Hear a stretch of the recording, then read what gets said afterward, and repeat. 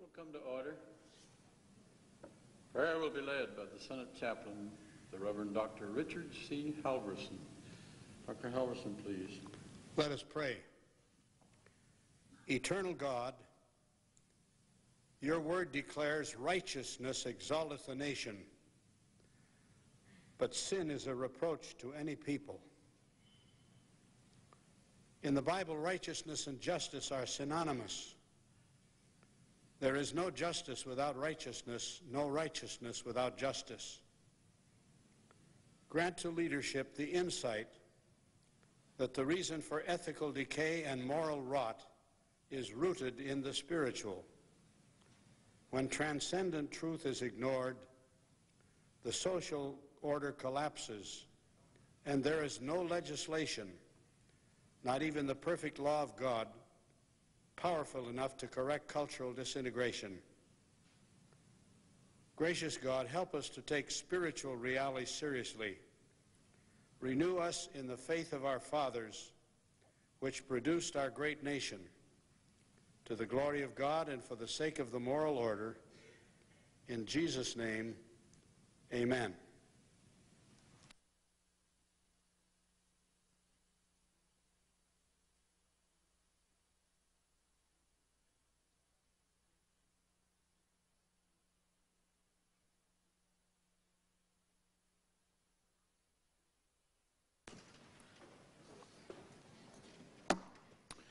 The Senate will be in order. Under the previous order, the leadership time is reserved. Also under the previous order, there will now be a period for the transaction of morning business, for not to extend beyond the hour of 12:30 p.m., with senators permitted to speak therein for not to exceed 5 minutes each, and with certain special orders for Messrs. Grassley, Graham, Robb, and Lautenberg. Under the order previously entered, the senator from Iowa, Mr. Grassley, is recognized to speak for up to 10 minutes. I thank you, Mr. President. Last year I had the opportunity to introduce a bill with number S. 1860, the Act for Microenterprise Development, because I believe that that bill would provide low-income people the opportunity for achieving financial independence through self-employment. While it was included in the Enterprise Zone bill at the end of the session, it, however, failed to become law when President Bush vetoed the Enterprise Zone bill. So today, I'm joined by my colleagues, Senators Bradley, Bumpers, Gordon, Daschle, Riegel, Harkin, and D'Amato. And we're all together introducing similar legislation that was provided in S. 1860 last year, which in turn, with this new legislation, would provide greater opportunities for achieving financial independence on the part of people who are presently on our welfare programs. The bill that we're introducing today has two major provisions.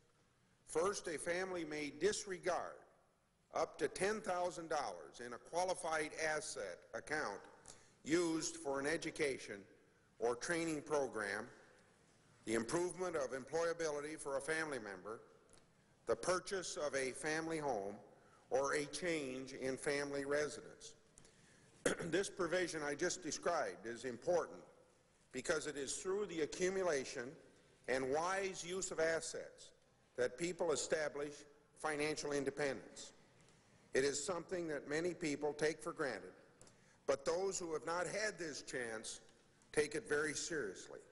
And if they don't take it seriously, we want to make sure that there's ample opportunity for those who want to change habit to so have that opportunity.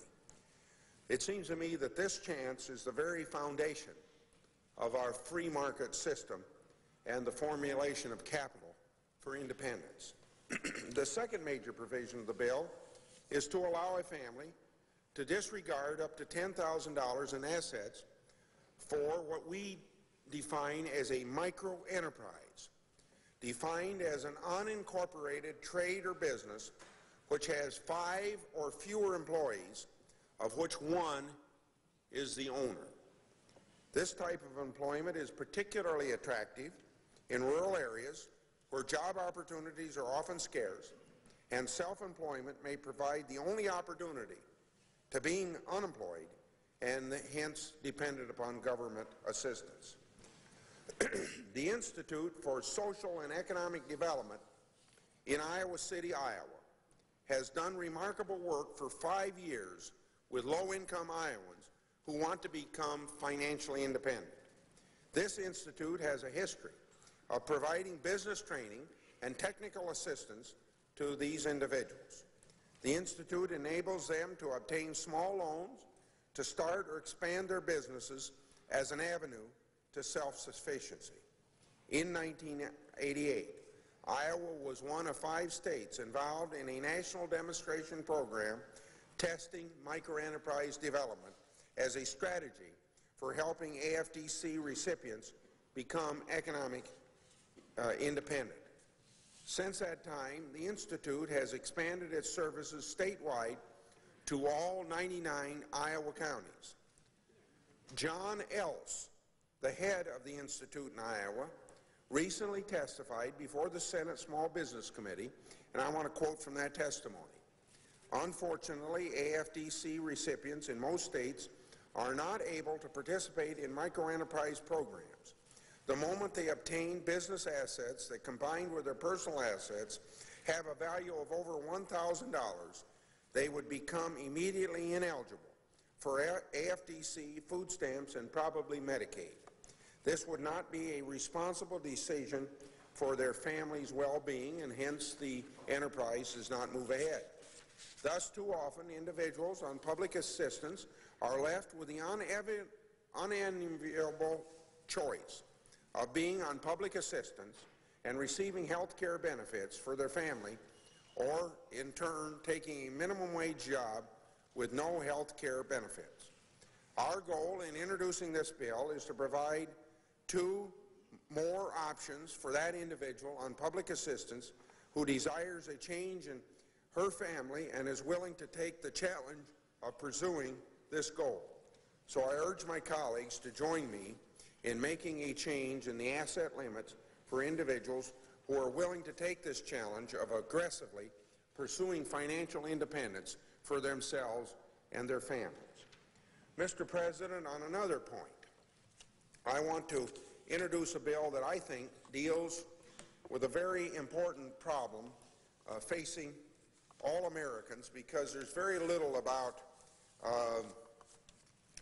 the price of lawsuits in America that eventually isn't passed on in the form of increased costs of a product or service to every American. So today I rise to introduce legislation with my colleague from Arizona, Senator DeConcini, to reform America's federal justice, civil justice system. The purpose of our bill, the Civil Justice Reform Act of '93, is to improve deserving parties' access to the federal courts by reducing the volume of frivolous cases, to reduce the cost of federal civil litigation, and to encourage the settlement of disputes. By introducing this bill, we propose some modest reforms that will reduce the economic and social costs American society has borne due to the litigation explosion. Our nation spends billions of dollars every year on civil lawsuits. More than $1 billion goes to just pay for the federal district courts, which handle hundreds of thousands of civil cases annually. As most Americans recognize, our system of dispute resolution through adversarial lawsuits has gotten out of hand and needs reason restored to it. More litigation, Mr. President, does not mean more justice. Some of the elements of our bill are based on last year's Access to Justice Act. For example, the bill reintroduces a modified English rule on attorney's fees that will reward prevailing parties in federal diversity cases reasonable attorney's fees.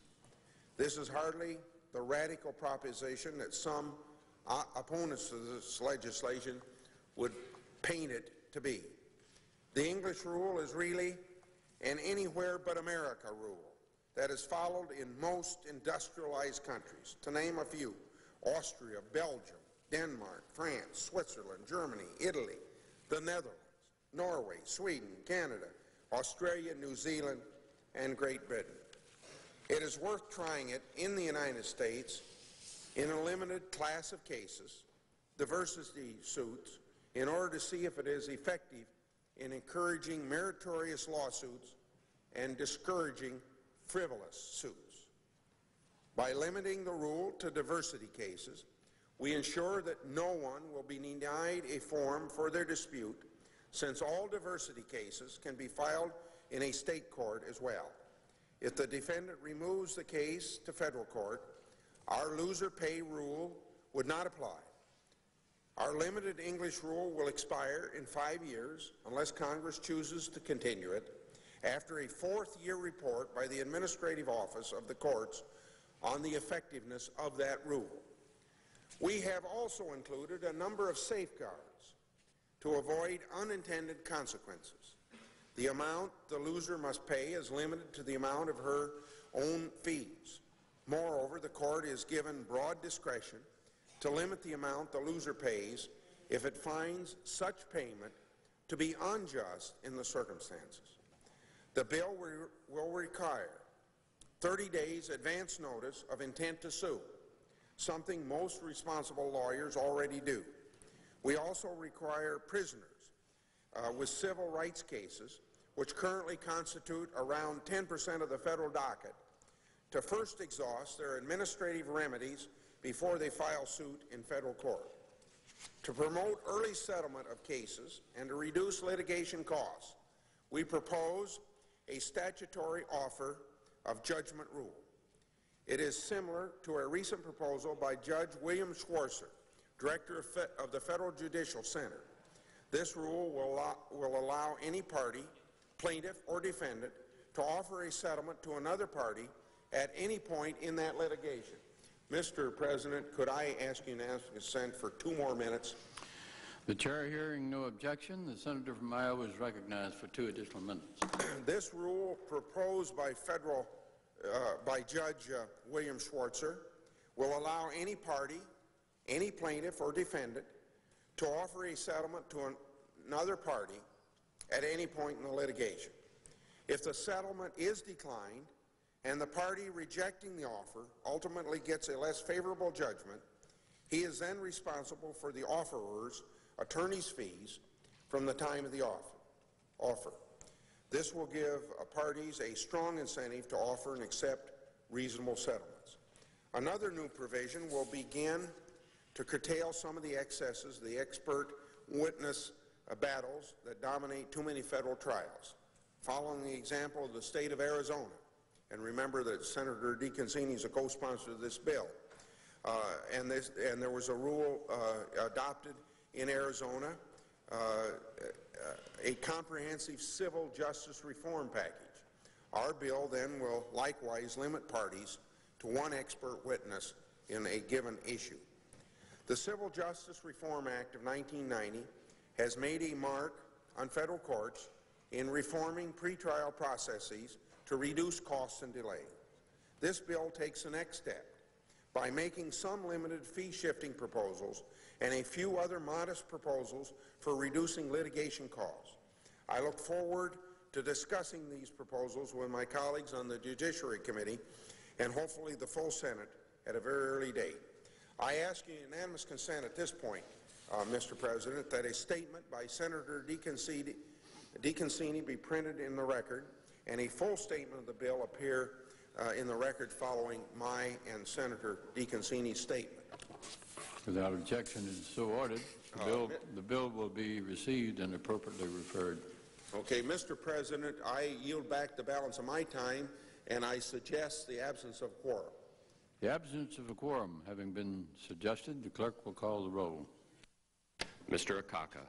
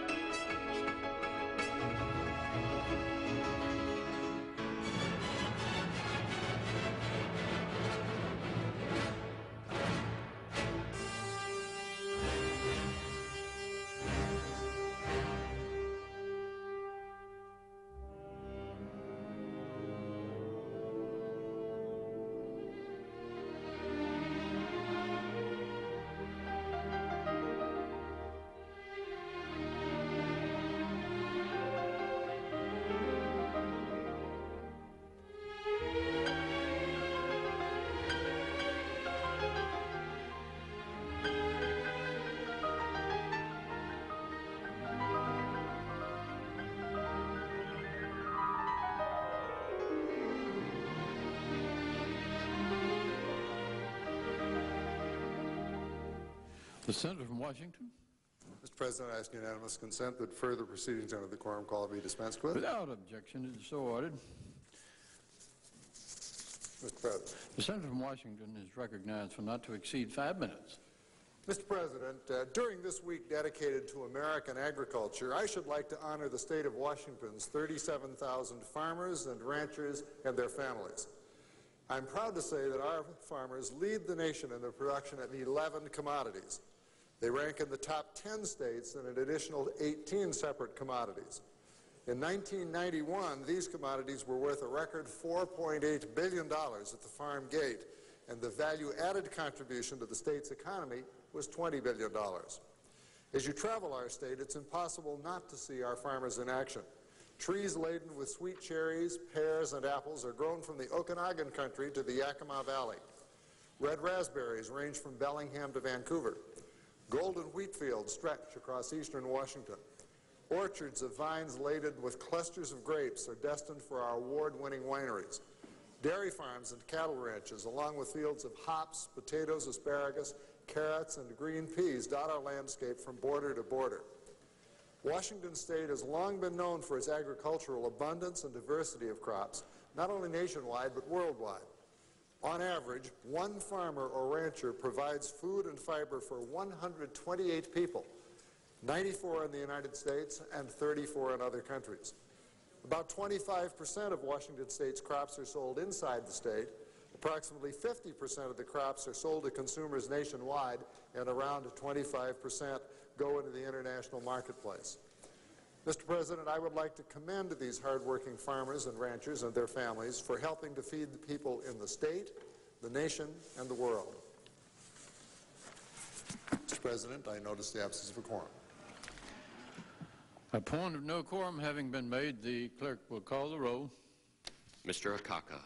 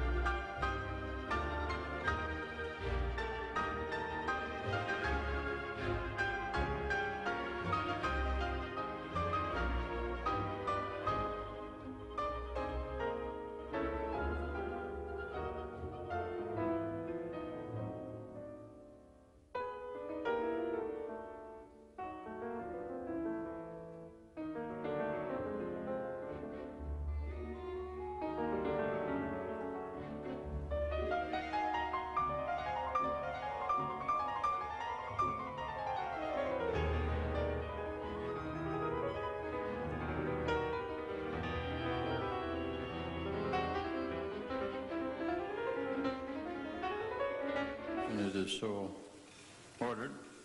Mr. President. Senator from Delaware.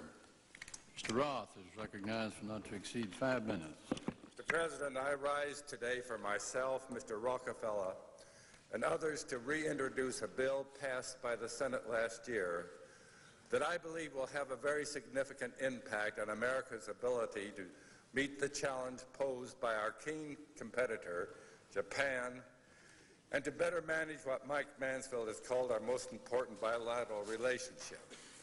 This bill will create a unique opportunity for America's next generation of public sector leaders to help us improve our ability in dealing with Japan.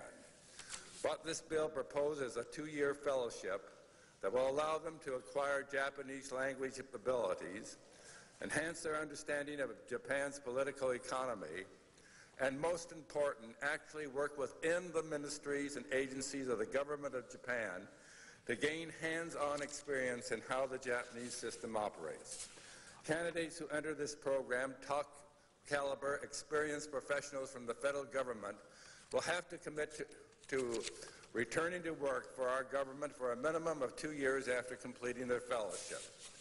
The program, while quite modest in cost, holds great promise for filling one of the widest gaps in the policy-making capabilities of the U.S. government, the severe shortage of personnel who understand the inner workings of the Japanese government.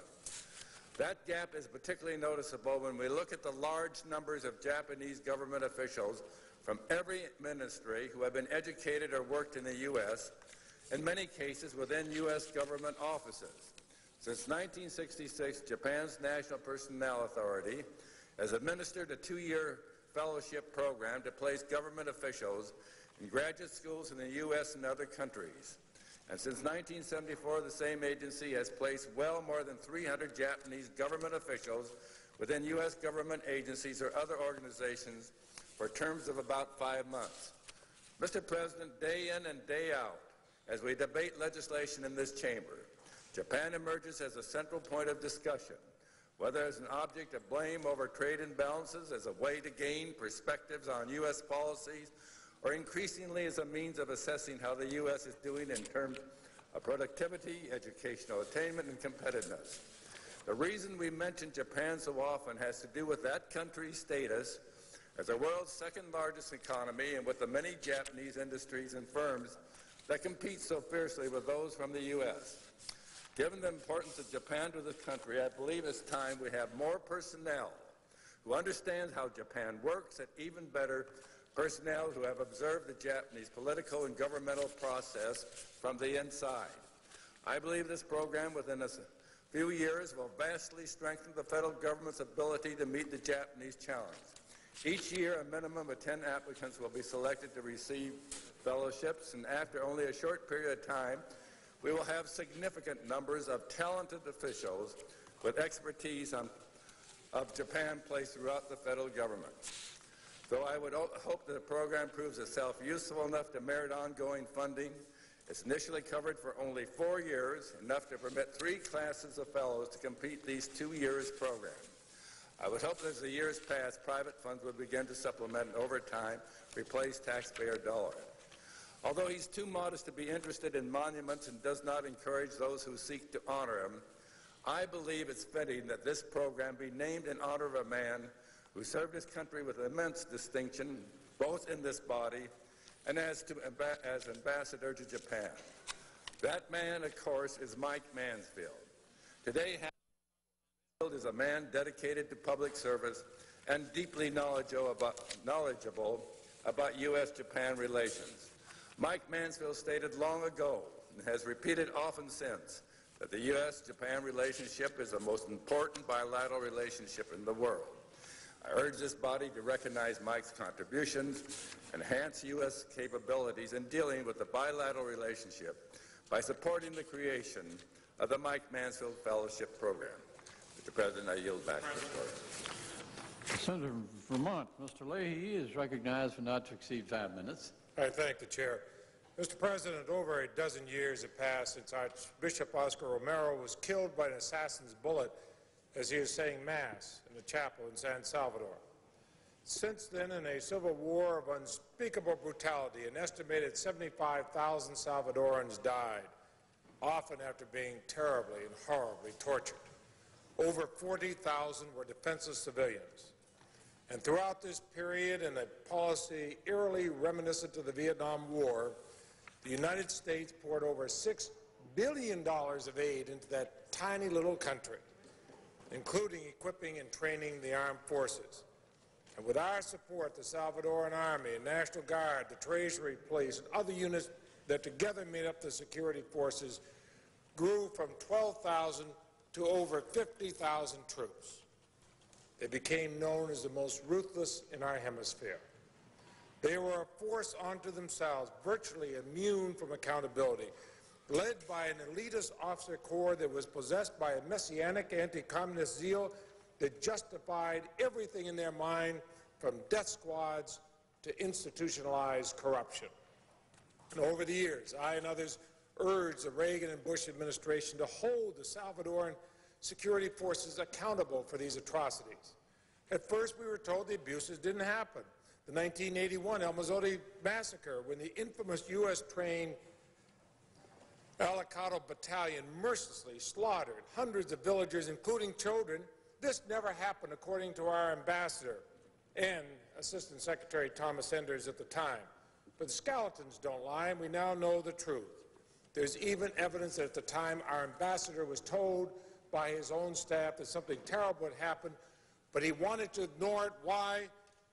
Because if we admitted it happened, it would complicate the task of getting more American foreign aid, more tax dollars to go down to support these killers, these thugs, these murderers. And that choice of the means justifying the ends was replayed countless times over the next decade. 10 years later, 6 Jesuit priests, their housekeeper and their daughter, 6 Jesuit priests, housekeeper, daughter, murdered by the same battalion, and the Salvadoran High Command said, of course it wasn't them, is the FMLN. And the embassy, either too blind or ignorant or malicious to accept it, ignored the truth. Now we find the Minister of Defense gave the deadly orders and then conspired to cover it up. And even then, when there were finally enough votes to cut the flow of American tax dollars to these who were involved in institutionalized murder, the administration continued to argue that without our aid, the Salvadoran military would do even worse things, forgetting or ignoring there's the soldiers we trained in the first place who committed these atrocities. Can you imagine? Send more tax dollars to these murderers, because if we don't send American tax dollars to the murderers, they'll commit more murders than they commit with our tax dollars. What an Alice in Wonderland excuse for a foreign policy. I've lost count of the number of letters I've received from our American officials as well as Salvadoran officials denying what so many people know was the truth. And the truth, that crucial element that was conspicuously lacking in our excuse for foreign policy in El Salvador. And finally, we have the truth. Because as part of the Salvadoran Peace Accord signed by the government and the FMLN under the auspices of the United Nations, the agreed a truth commission would come forth, and it did. And 2,000 brave witnesses overcame their fear and gave testimony. The contribution of the United Nations in brokering and enforcing the Salvadoran Peace Accords can't be overstated. Despite violations, they worked tirelessly to bring the truth before us. Like early January, Senator Dodd and I sent a letter to former Secretary of State Baker last year urging a suspension of all remaining military aid to the ad hoc commission's recommendations are fully implemented. Incidentally, I'm glad to see that the Clinton administration is going to do just that. So I want to congratulate the members of the Truth Commission. Belisario Bentancur, the former president of Colombia, Reynaldo Planchard, the former foreign minister of Venezuela, Thomas Bergenthal, professor of law at George Washington University. And I ask unanimous consent that my whole statement and items with it be placed in the record as though read. Without objection, it is so ordered. Under the previous order, the senator from Texas, Senator Graham, is now recognized to speak up for up to 10 minutes. Mr. President, I want today to talk about the Clinton budget as adopted by the Senate Budget Committee. As my colleagues know and as the people of America know, we are moving toward floor consideration of this budget in the Senate probably this week. And what I'm going to try to do beginning today and each morning until we bring the budget up is to talk about the budget, talk about the choice we're making. There's a biblical admonition that we're all familiar with that says, "Ye shall know the truth, and the truth will make you free." If there's a problem with that biblical admonition, it doesn't tell you how you're going to know the truth. This speech today, the ones that I'll be giving each morning until we bring up the budget, represents my little modest contribution toward helping people know the truth so that it may make them free. Mr. President, what I've tried to do is to reduce the Clinton budget as it will come to the floor of the Senate down to some very simple charts, and I think these charts really tell the whole story. The first chart tries to reduce it down in a form that the American people can understand it in, what I call the Dickey-Flat baseline. And in other words, what I want to do in taxes, in non-defense, and in defense spending is to start out with the world as we know it today and ask the simple question, over 5 years, if everything that President Clinton claims his budget will do, it will do. If every savings in that budget occurs, what will the world look like during these 5 years? It seems to me that's about as fair a test as you can give a budget. Assume everything it says will happen happens. And I think when you do that, you get a pretty startling picture. First of all, taxes over the next 5 years will rise $1,335 billion. Over the next 5 years, we will collect $1,335 billion more of taxes from the American people than we collect today. Secondly, non-defense spending on a myriad of programs will rise by $840 billion. That will be the largest 5-year increase in non-defense spending in the history of the United States. And as you can see from looking at the line, it is virtually an explosion of non-defense spending, up $840 billion. Defense, on the other hand, will decline by $154 billion over the next 5 years. Stated in a form that I think is easy to understand, starting from where we are today in taxes, non-defense spending, and defense spending, what the Clinton budget does is basically cuts defense by $154 billion, raises non-defense spending by $840 billion, and taxes go up by $1,334 billion. Now let me talk about what this means in, I think, terms that people can understand it. What is the Clinton vision for America? I'm fond of saying budgets are important not because they have something to do with numbers, but because they have something to do with vision, because they tell you what kind of America we want. What is the Clinton vision, and what does it look like when you take all these numbers and reduce them to something you can understand? Well, let me just give you two definitions of the vision that, to me, make a point. At the peak of the Johnson Great Society program, non-defense spending, social spending, as a percentage of gross national product was 10%. At the peak of the Johnson Great Society, we were spending 10 cents out of every dollar earned in America on social programs. If fully implemented, the Clinton plan will mean that non-defense spending will rise to 19.3% of GNP, or almost 20 cents out of every dollar earned by everybody in America will go to the government to spend on social spending. The first point I want to make, which I think is pretty startling, as a percentage of the economy, social spending under the Clinton plan will be twice what it was at the peak of the LBJ Great Society program. We will be spending twice as much of the total resources of our economy on social programs under the Clinton plan as we spent when Lyndon Johnson was president at the peak of the Great Society program.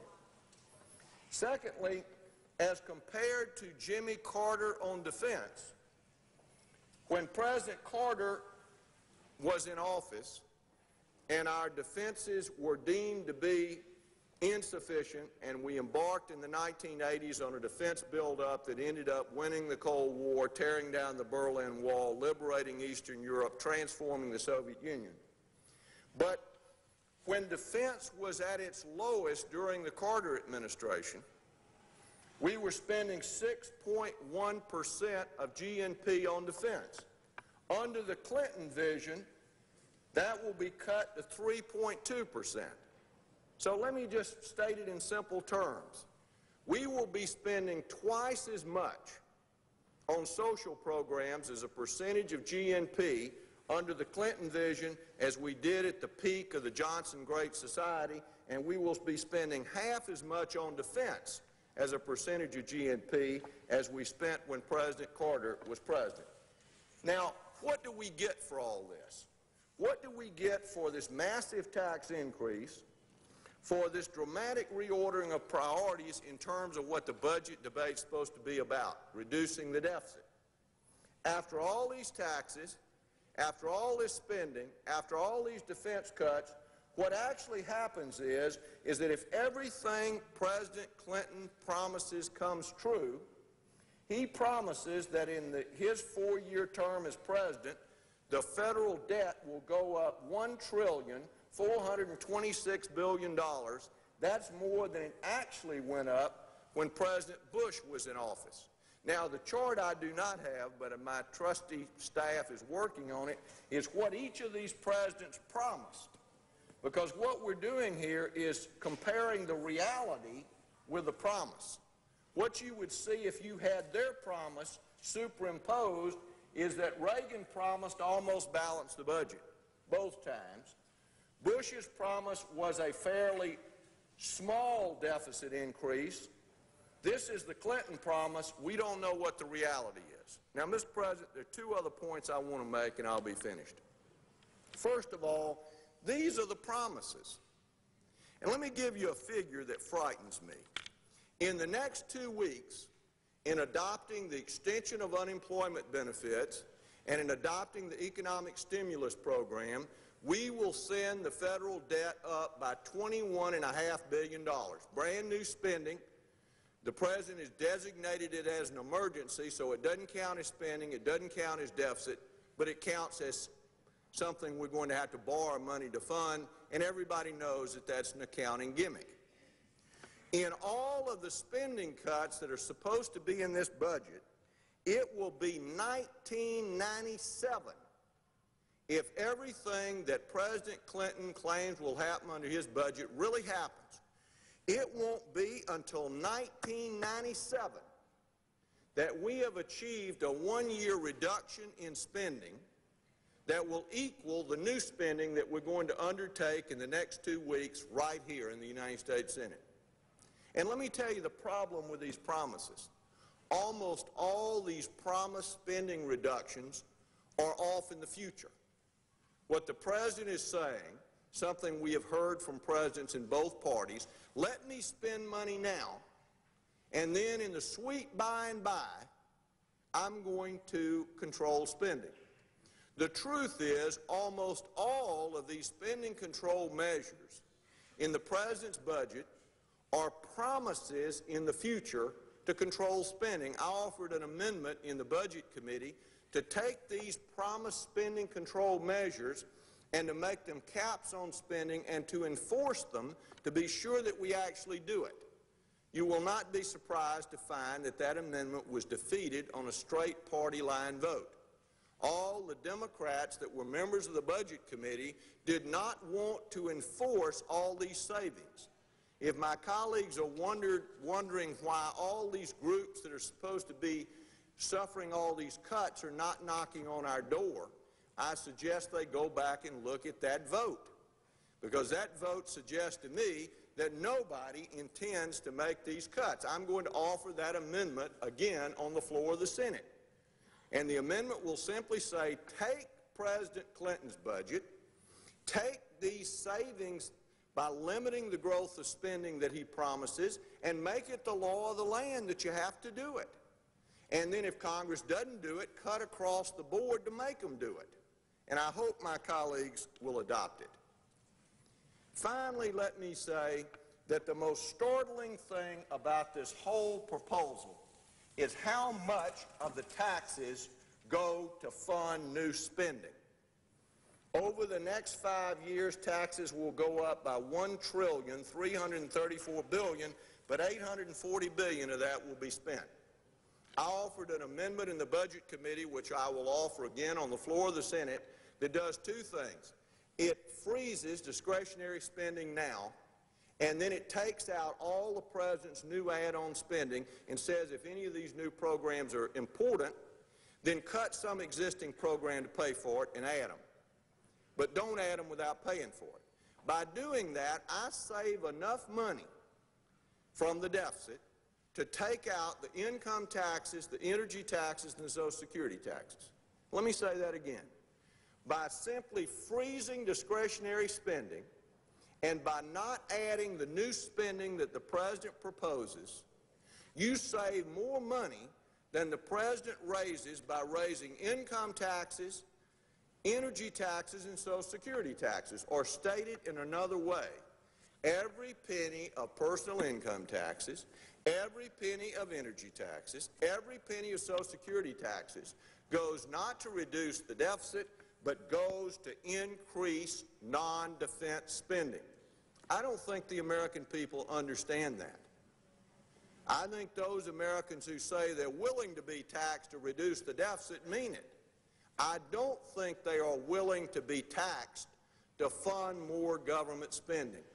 I wonder how many retirees earning $18,000 a year on their W-2 form, and the President says they're earning $25,000 because they own their own home, and he's counting the rent they would have to pay if they didn't own it. I wonder how many of them want to raise their taxes to fund new domestic spending. My guess is we could crowd them all right behind my desk. I thank the Chair for its indulgence. From Texas has expired.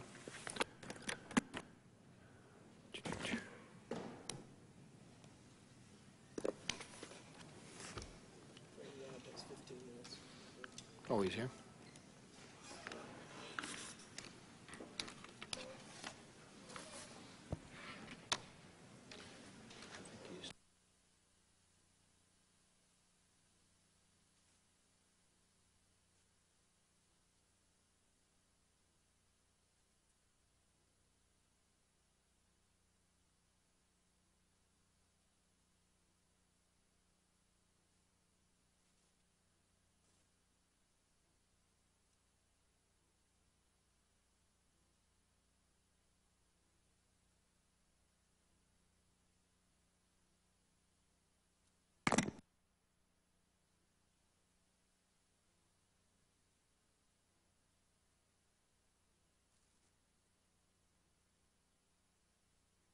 President. The Senator from Virginia, under the previous order, is recognized to speak for up to 15 minutes. Thank you, Mr. President. Mr. President, I rise today to introduce legislation to address what is one of the last remaining major gaps in federal environmental law, the regulation of above-ground storage tanks. For the past 2.5 years, those of us who live in Northern Virginia have received an education about just how flawed the current federal law is. In September of 1990, a petroleum sheen was discovered in a neighborhood creek in the Mantua-Stockbridge community in Fairfax County. It was the beginning of a continuing nightmare for a number of local residents who've had to live with the knowledge that more than 200,000 gallons of petroleum product, diesel oil, jet fuel, and gasoline, has leaked from the nearby Pickett Road tank farm. The exact size of the leak and its precise sources are still unknown. What is known to all is that there are no winners. Some residents have been evacuated, others have simply moved, and still others continue to live with a cloud over their heads. To date, Star Enterprise, a Texaco affiliate, has had to expend an estimated $200 million in compensation.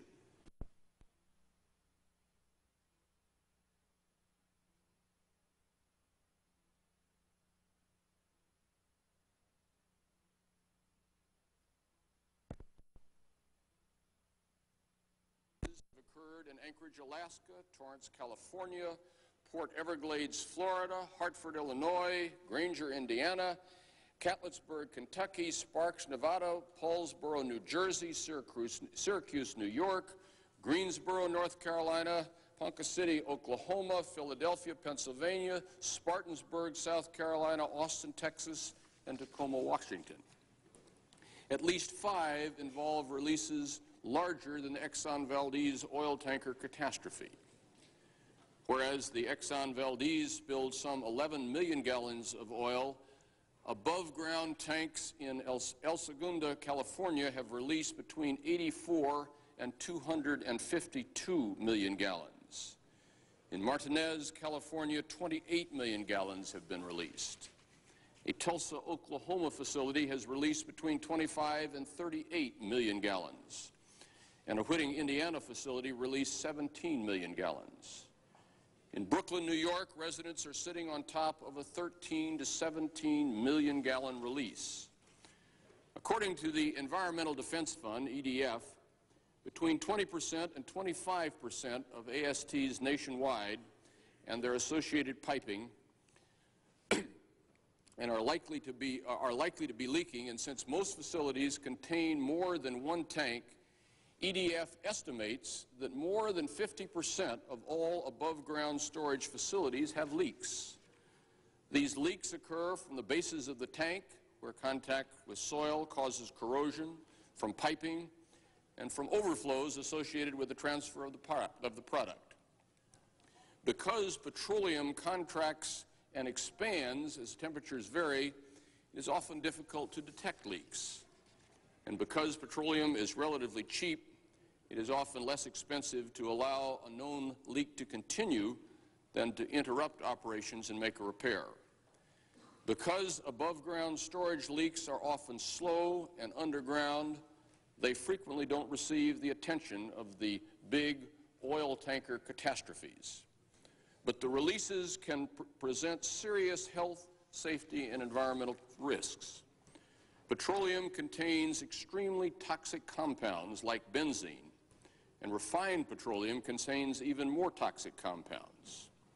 A plume of petroleum product can seep into basements and sewers, reaching toxic levels and causing explosions and threat of fire. In addition, leaking above-ground tanks can permanently contaminate groundwater, a source of drinking water for more than half the nation. In many cases, groundwater contamination will inevitably lead to surface water contamination. What is astounding is that where underground storage tanks are highly regulated, above-ground storage tanks, used to store some 100 billion gallons of oil nationwide, are only loosely regulated by a patchwork of weak regulations. The GAO has concluded that the current laws are simply inadequate. At the most elementary level, current law does not even require comprehensive data collection to know how many above-ground storage tanks leak. What regulations there are on the books are largely reactive. There are no credible requirements for prevention of spills like the one in Fairfax. State authorities are beginning to take notice of the above-ground storage tank problem, but only 15 states have regulations on the books, and only 5 currently require genuine secondary containment, such as double bottom or liner under a tank or piping. This is an enormous problem today, and it will likely grow in the future as storage operators seek to exploit the loophole in current federal law by moving new tanks above ground.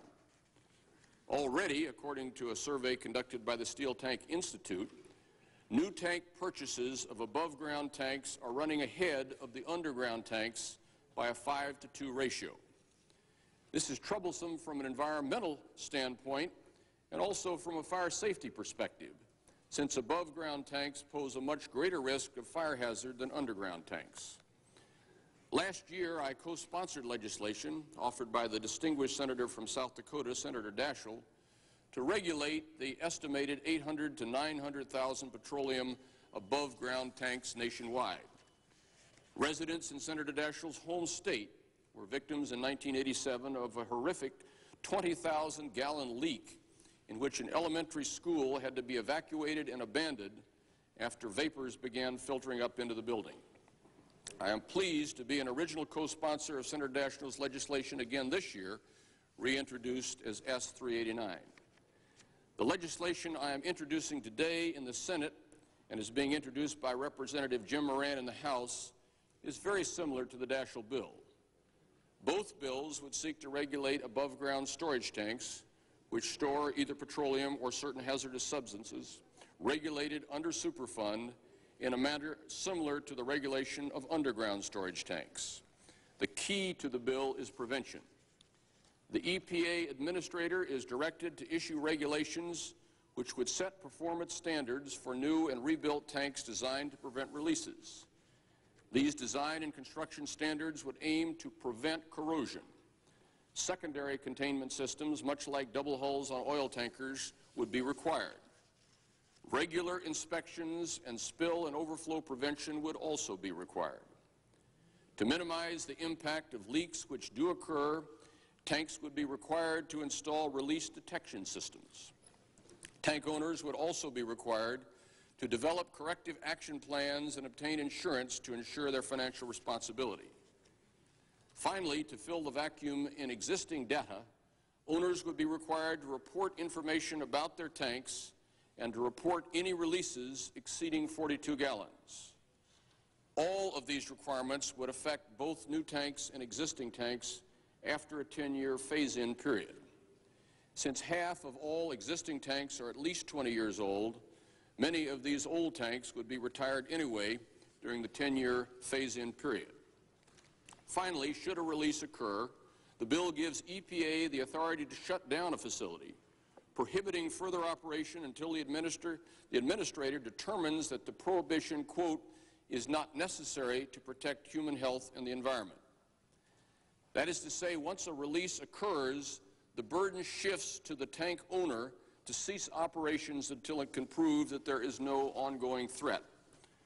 The citizens of Fairfax were outraged when told that the EPA lacked such authority, and this bill provides it. As with many environmental laws, the Act allows states to run the program if the state includes all the requirements and standards of federal law and provides adequate enforcement of compliance. The law does not preempt states from setting more stringent standards. In taking a closer look at this legislation, Representative Moran and I made 3 changes to the excellent bill Senator Daschle has drafted. First, we provided an exemption for small fire-protected tanks to refocus the bill's firepower on the larger Fairfax-type facilities. This exemption is meant to cover small fleet refueling stations, small industrial facilities, and certain gasoline service stations, which have up to 3 12,000-gallon tanks. These tanks must be fire-protected to qualify for the exemption for 2 reasons. First, the increased reliance on above-ground tanks poses a real threat to firefighters, a threat which the Uniform Fire Codes are increasingly recognized and which Congress ought to codify. Second, the fire-protected tanks employ secondary containment and are therefore environmentally sound. While small fire-protected tanks are exempt from most of the bill's requirements, performance standards, release detection, inspection, and financial responsibility, these tanks would still have to comply with the notification requirements of the bill. Second, the legislation being introduced today provides an exemption for production tanks, those tanks used to store oil near the wellhead. As with the small fire-protected tanks, the exemption for production tanks does not extend to the bill's notification requirements. Production tank owners would still be required to notify EPA of the existence of the tanks and of any releases. Production tanks present much less of an environmental safety and health risk than other types of tanks, refining and marketing, for instance, for a variety of reasons. Production tanks are generally located in less populated areas. They hold crude oil, which is more viscous than refined product and is less likely to seep quickly into groundwater. They are generally moved around from well to well and can be examined on each occasion, so they are more likely to be in better repair than the other types of tanks.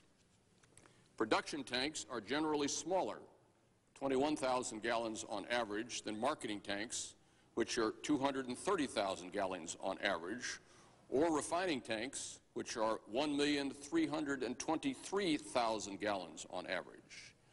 And empirically, production tanks have not posed much of an environmental problem. At the same time, exempting production tanks should drastically reduce the overall cost of the legislation to business and improve the chances of the bill's passage. Thirdly, this legislation is introduced as a freestanding bill, not as an amendment to RCRA. Although the bill could easily become a part of RCRA, we think the problem is of sufficient magnitude that the bill can move on its own.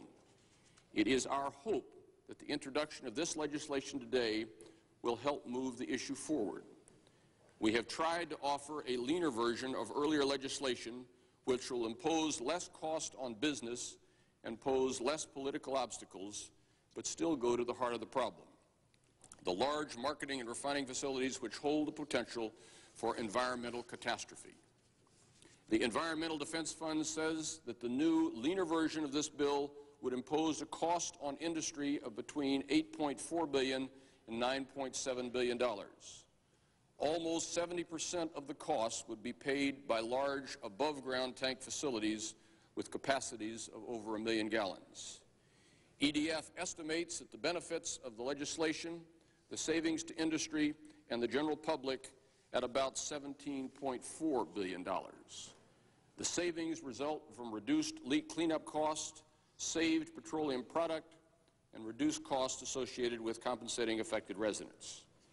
In closing, Mr. President, I think the time has come to write the Safe Above-Ground Storage Tank Act of 1993 into law. I have spoken briefly with Administrator Carol Browner about this issue, and I look forward to working with her, with Senator Daschle, with Representative Moran, and with the chairman of the relevant congressional committees to make this legislation a reality. I send the bill to the desk at this time and ask that it be appropriately referred, and I ask unanimous consent that a copy of the legislation be printed in the record. Without objection, it is so ordered. Time of the senator from Virginia has expired, and under the previous order, morning business is concluded, and the Senate will now stand in recess until the hour of 2:15 p.m.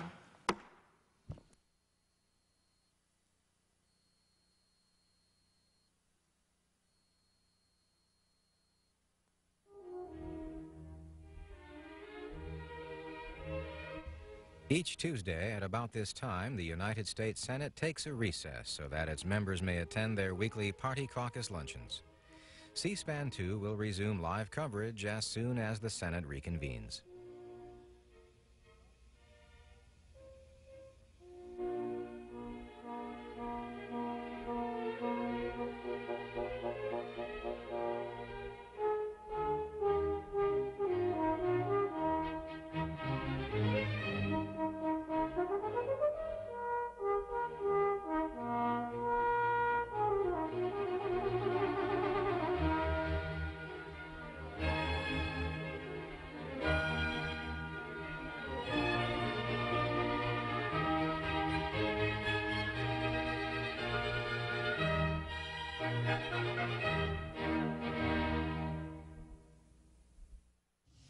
Wednesday, Senator Barbara Boxer, Democrat from California, will be the guest on a viewer call-in program.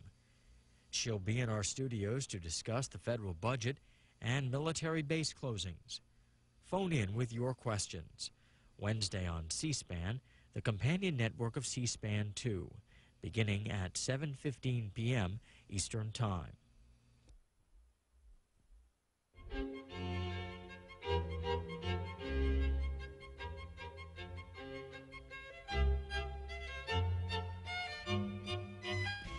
Next on C-SPAN 2, it's a discussion on the Clinton economic plan. Our guest for the program is Laura Tyson, chairman of the President's Council of Economic Advisors. Ms. Tyson will discuss the goals and the impact of the Clinton plan on the U.S. economy and what's contained in the $30 billion stimulus package, why it's needed, and how it will work. This program is pre-recorded.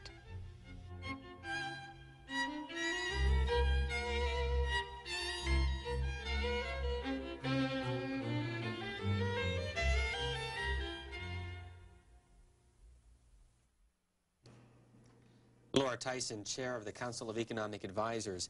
A bipartisan commission or delegation of Congress will be meeting with the president on Tuesday to go over some of the details. From your standpoint, is the economic stimulus package on track, or is it facing some trouble from Democrats and Republicans on Capitol Hill? Well, I think it's got a there's a very strong economic logic behind the economic stimulus package. The logic really is that we have had a recovery which hasn't created very many jobs, and that we have an unemployment rate that's still 7%, still higher than at the depth of the recession. And we are, with an economy which is basically about 4% under capacity, we're losing output all the time relative to what we could be producing. So I think we have a very powerful economic case to be made, and I believe we will convince members of Congress that it's the right thing to do for now. Republicans, including Senator Dole, are wondering why we're spending $30 billion for a stimulus package when, as he puts it, he feels that the economy is in the process of getting out of the recession. I would say the following. The economy appears to be recovering. However, we've been in a very long period of recovery. The recession was officially over in March of 1991. We've had a recovery which has been very, very slow. And it's been a recovery which, even when it's picked up speed, which it did in the last quarter, really generates insufficient jobs to get the unemployment rate down below 7%, which is very high. Another issue I'd like you to touch on, today's Wall Street Journal talks about the NAFTA treaty. First of all, what is NAFTA? And according to the Wall Street Journal, it's walking a tightrope at the White House. NAFTA is a treaty, a North American Free Trade Area. It's in a trade agreement which we have been negotiating, which the Bush administration began to negotiate with Mexico and Canada to liberalize the flow of trade and goods and services and investment across national borders. We are in the process of trying to negotiate further with the Canadians and Mexicans on the issue of some environmental concerns and some worker rights concerns, which were not, we believe, fully addressed by the Bush administration. But we're optimistic that we can work out an agreement with the Mexicans and the Canadians and have a free trade agreement which benefits everyone. The Wall Street Journal refers to a tug of war. You mentioned Canada and Mexico. They also say here in this country, labor unions, lawmakers, and environmentalists are concerned about what NAFTA could mean for their special interest groups. Well, I guess what I think is we want to make sure that this agreement is a good agreement for everyone. And that really means taking some environmental concerns and handling them by a supplemental agreement with Mexico and Canada to address issues that were not fully covered in the text of the treaty. The same thing's true with worker concerns. Basically, what we are after is the notion of having Mexico and the United States and Canada fully enforce their environmental and their worker rights laws. One other headline before we get to some of our viewer calls. This is today's Money section from USA Today. Renewed concerns about inflation scaring the stock market on Friday and creating some havoc in other markets around the world. Is inflation on its way back? Well, I think that we only had 1 month of an indication, not of a serious inflation, but just of an increase in prices which was slightly beyond what the market expected. I think one thing you can say about this is one of the signals coming from this quarter that we really do have a recovery going on. When you have a recovery, the price of energy, the price of intermediate materials pick up somewhat as demand by factories for more inputs does pick up. So you could interpret that partly as good news. The second thing is it's only 1 quarter. The third thing, and the most important thing, is we still have tremendous underutilized capacity in the United States and throughout the world. We have very serious recessionary tendencies in Europe and Japan. I believe that those will keep a lid on any serious inflation problem. So I just don't see it given the economic conditions which we face. Laura Tyson is a former professor from the University of California at Berkeley and is currently the chair of the President's Council of Economic Advisors, a graduate of Smith College, earned her Ph.D. from MIT in Massachusetts. We'll be getting your phone calls in just a few minutes. You'll see the number on the bottom of your screen, 202-628-2525 for viewers here in the East Coast and Central Time Zones, and for folks out west, 202-783-2727, including California, where Laura Tyson is originally from. Let me ask you about the commission itself. It was formed during the Truman years. What is its purpose? The council is meant to provide objective economic advice to the president, to keep the president informed about the current state of the economy, to help the president evaluate various policy proposals, whether they emanate from his own administration or from members of Congress or private sector proposals. So we're meant to be objective, we're meant to give advice and analysis, and to provide timely information about the economy. How many people on your staff and what kind of budget? We have a staff primarily of economists, academic economists. The total size is 35. There are 2 other members of the council, as well as 10 senior economists and several junior staff. We have a very limited budget. Basically, it's a salary budget to pay for the economists we bring on board. The economists we bring on board are primarily either from the private sector or from the economics academic profession, and they go back to their jobs. There's quite a lot of turnover, and so that means we're getting new insight and new advice on a regular basis.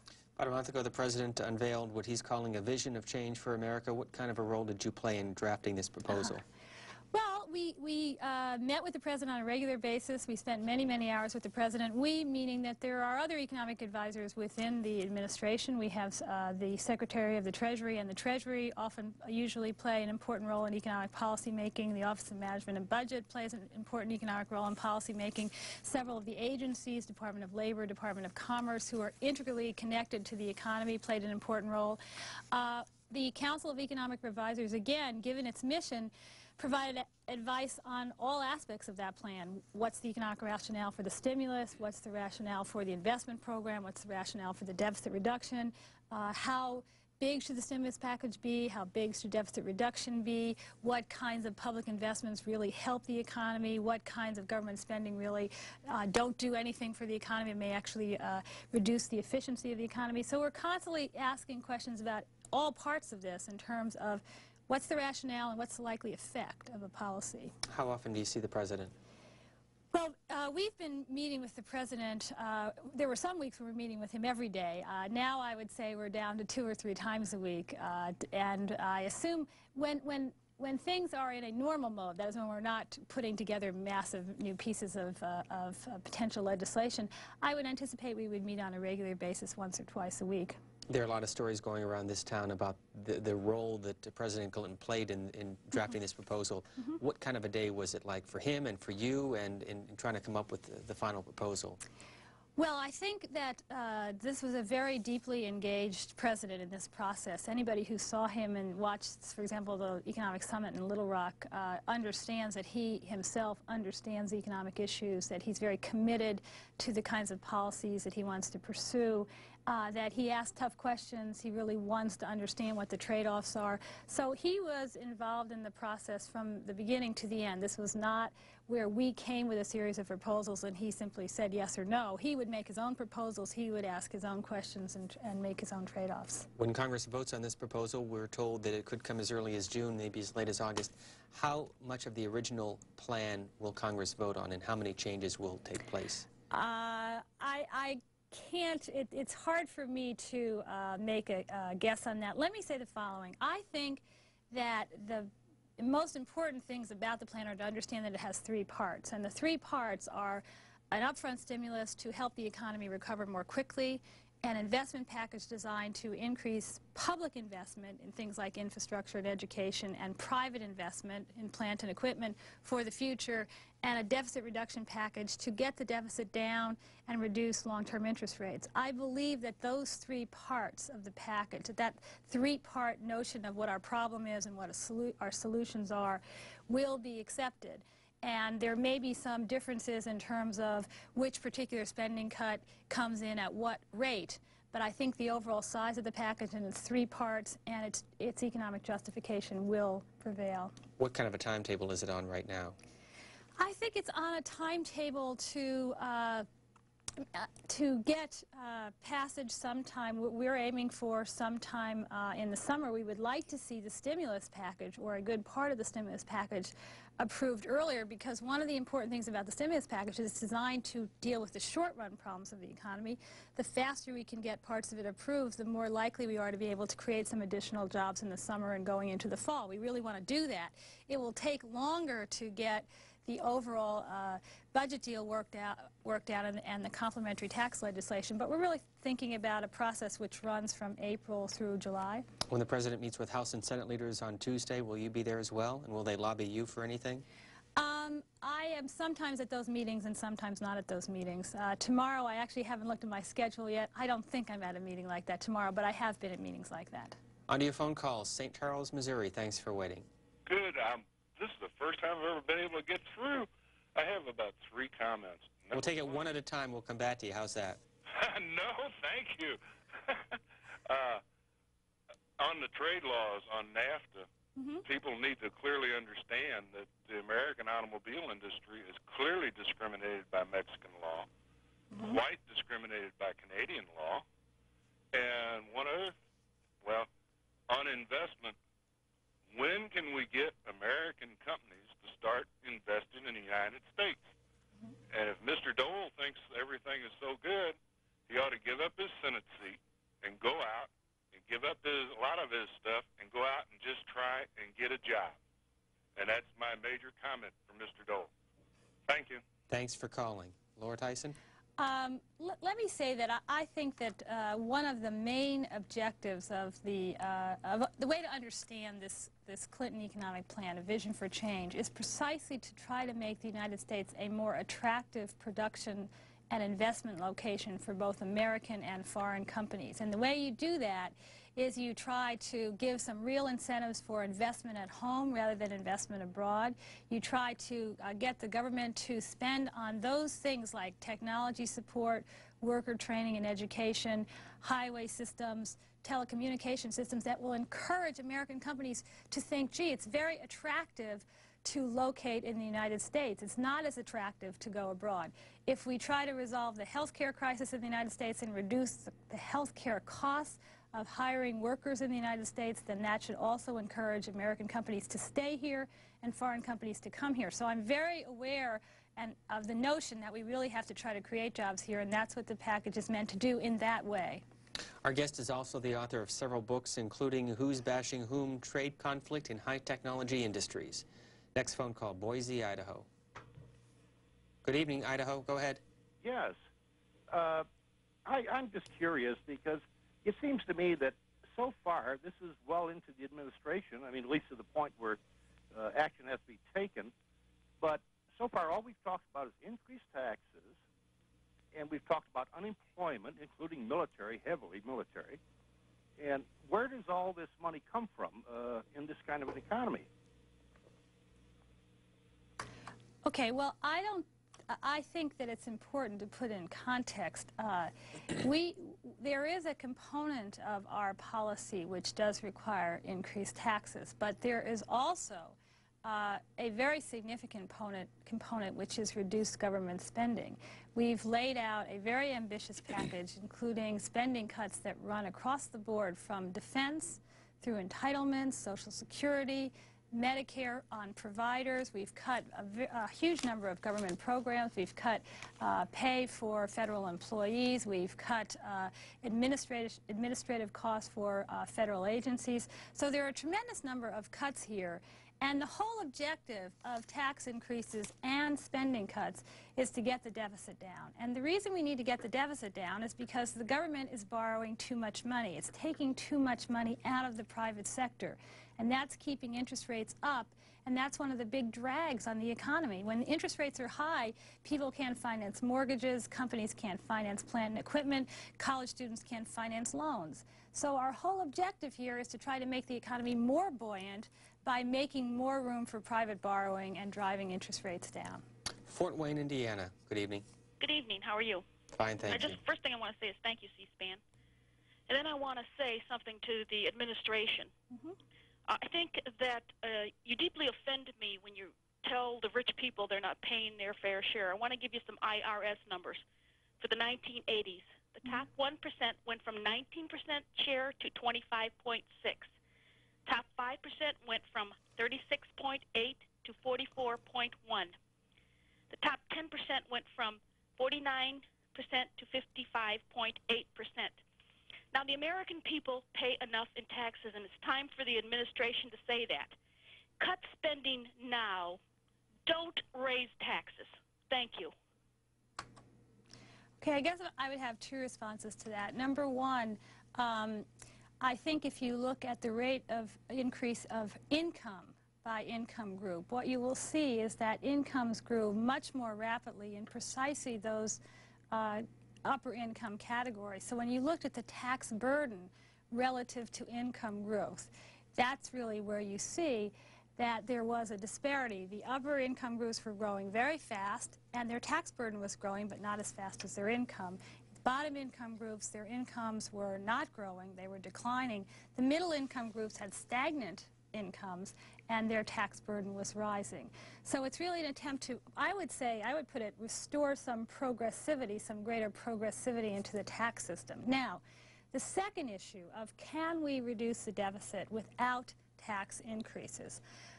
We looked at the numbers long and hard, and we didn't believe that we could. If you try to cut spending to get rid of the deficit, or even to get the deficit under control, without any revenue increases, what you're really talking about are massive cuts in federal programs like Medicare, like Medicaid, like Social Security, like the criminal justice system, things which Americans by and large are not willing to cut by a third or more in order to balance the deficit. Therefore, if we cannot get those major cuts, we have to have revenue increases. Otherwise, there simply is no way to reduce the deficit in a serious manner. Elizabethtown, Pennsylvania. Thank you. I appreciate being on the show. I just want to say a few things, Ms. Tyson. Mm-hmm. I hope to God this administration doesn't go into the NAFTA agreement with Mexico, and I tell you why. Mexico's wage rate is, average wages are 50 cents an hour down there, and I've got to tell you, there's a lot of resentment in real America about this thing. I know people who've put a lot of good years in certain companies with high-wage jobs that might go to Mexico. I'm not going to mention the names of the companies. But I got to tell you, even with the so-called reforms that Salinas wants to put in with the side panels about labor and environmental reforms, I got to tell you, it's a dictatorship in Mexico. They don't enforce environmental standards, labor standards anyway. And I have to say, I just want to cut this short. We're going to pay a real price in our economy and our tax base if we're going to give up all these low-wage jobs high-wage jobs to Mexico. Thank you. Thanks for calling.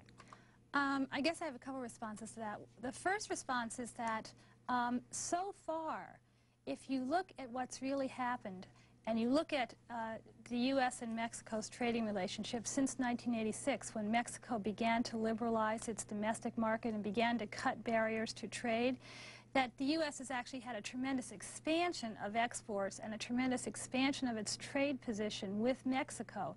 The net effect of that has been to create jobs in the United States, not to destroy them. That does not mean that there are not workers and communities and industries which are adversely affected by greater trade with Mexico. What it does mean is that overall, as a nation, we've benefited from greater trade with Mexico, and that is really the rationale for a free trade agreement. At the same time, I think that we're looking for a way to try to have policies to take those communities, workers, and industries which are going to be adversely affected, and to try to deal with that problem. To either deal with it through investment credits that will encourage firms to stay here, not migrate, for dislocation programs that are try to help workers get new skills so they can move, say, into a machine tool building industry where demand for U.S. products is increasing because of the free trade agreement. So we're trying to have an agreement with help for the adversely affected. In addition, one other thing, I would say we are going to work hard to try to get an agreement to guarantee that Mexico will indeed enforce its environmental and labor laws. That's what we're trying to negotiate right now. That's what we're beginning to negotiate right now.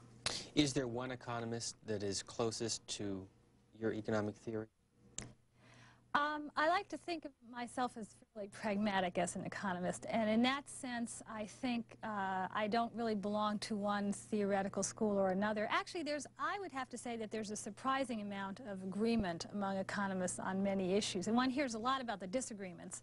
But I would like to point out there are lots of agreements. For example, in general, most economists believe that the U.S. needs a reduction in the deficit. There's really very little debate about that. There's some debate about how much or how fast, but there's very little debate about whether we should have deficit reduction. Most economists believe, looking at the economy right now, that there's a lot of residual weakness in the economy. Again, there may be some debate about exactly the best way to handle it, but you look at the evidence and there's agreement on that. Most economists believe that if you look at the evidence, for example, on the North American Free Trade Agreement, that even though there really are people who will be hurt by it, that on an aggregate or national basis, the nation will be better off. Manasquan, New Jersey, you're next with Laura Tyson. Caller, you're on the air. Okay. Laura, I'm concerned that the federal government actually doesn't control the economy as of now because of the excessive use of sales taxes by the states, which tends to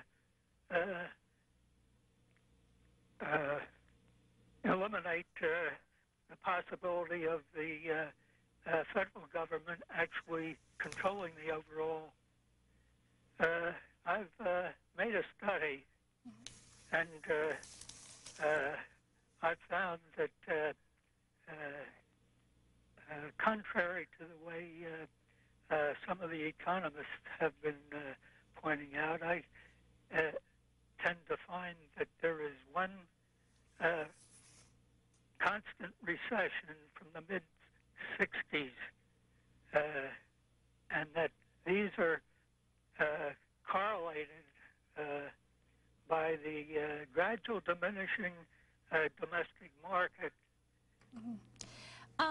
I guess what I would say is it is certainly true that the U.S., if you compare the 70s with the 60s and the 80s with the 70s, that the U.S. has had a declining growth trend. And if you look at something like output per capita, it gradually has grown more slowly over those 3 decades, that our productivity growth, which is how much output we produce per unit of labor effort we put in, that has really slowed down quite a lot from the early 1970s. So while I don't agree that we've been in a constant state of recession since the 1960s, I will say that our economy has, over these 3 decades, been doing less well. If you want to know a little bit more about our guest, pick up today's New York Times. Page A14 has a profile of her. What did you think of this piece? I thought that was a fine piece. I mean, I thought it was a very good assessment of my views and my role in the administration so far. Anything you didn't like? No, I guess I would have to say that I felt there was a discussion in there about some of the earlier reactions to my appointment. I guess the only thing I would say is that there's more, I think, we need to look forward to my future role. Well, let me read one quote, if I may. It says, and a few economists muttered about a reverse sexism in which President Clinton passed over a dozen male heavyweights to pick Ms. Tyson as the first woman to head the 3-member council. Well, that was correct reporting. That is, I didn't mind the reporter reporting that, since that in fact happened. What I said about concentration on the past rather than concentration on the future is I think that did happen. I think in the weeks since I've had this job, that that muttering has stopped, and that people have judged me for my contributions to the program and have seen that I am fully capable of doing this job. Where is your office? My office is in the old executive office building. And your transition from California to Washington, what's it been like personally? Oh, personally, it's a real challenge. I have a 10-year-old son who's about to arrive in a couple of weeks, a husband who's going to arrive a few weeks after that, and I've been trying to commute to California, but it's not a winning proposition, commuting to California. A little too much travel time for the number of hours I can actually stay there. Is this a chance for you to put into place some of the theories that you've been discussing at the University of California? Yes, it is.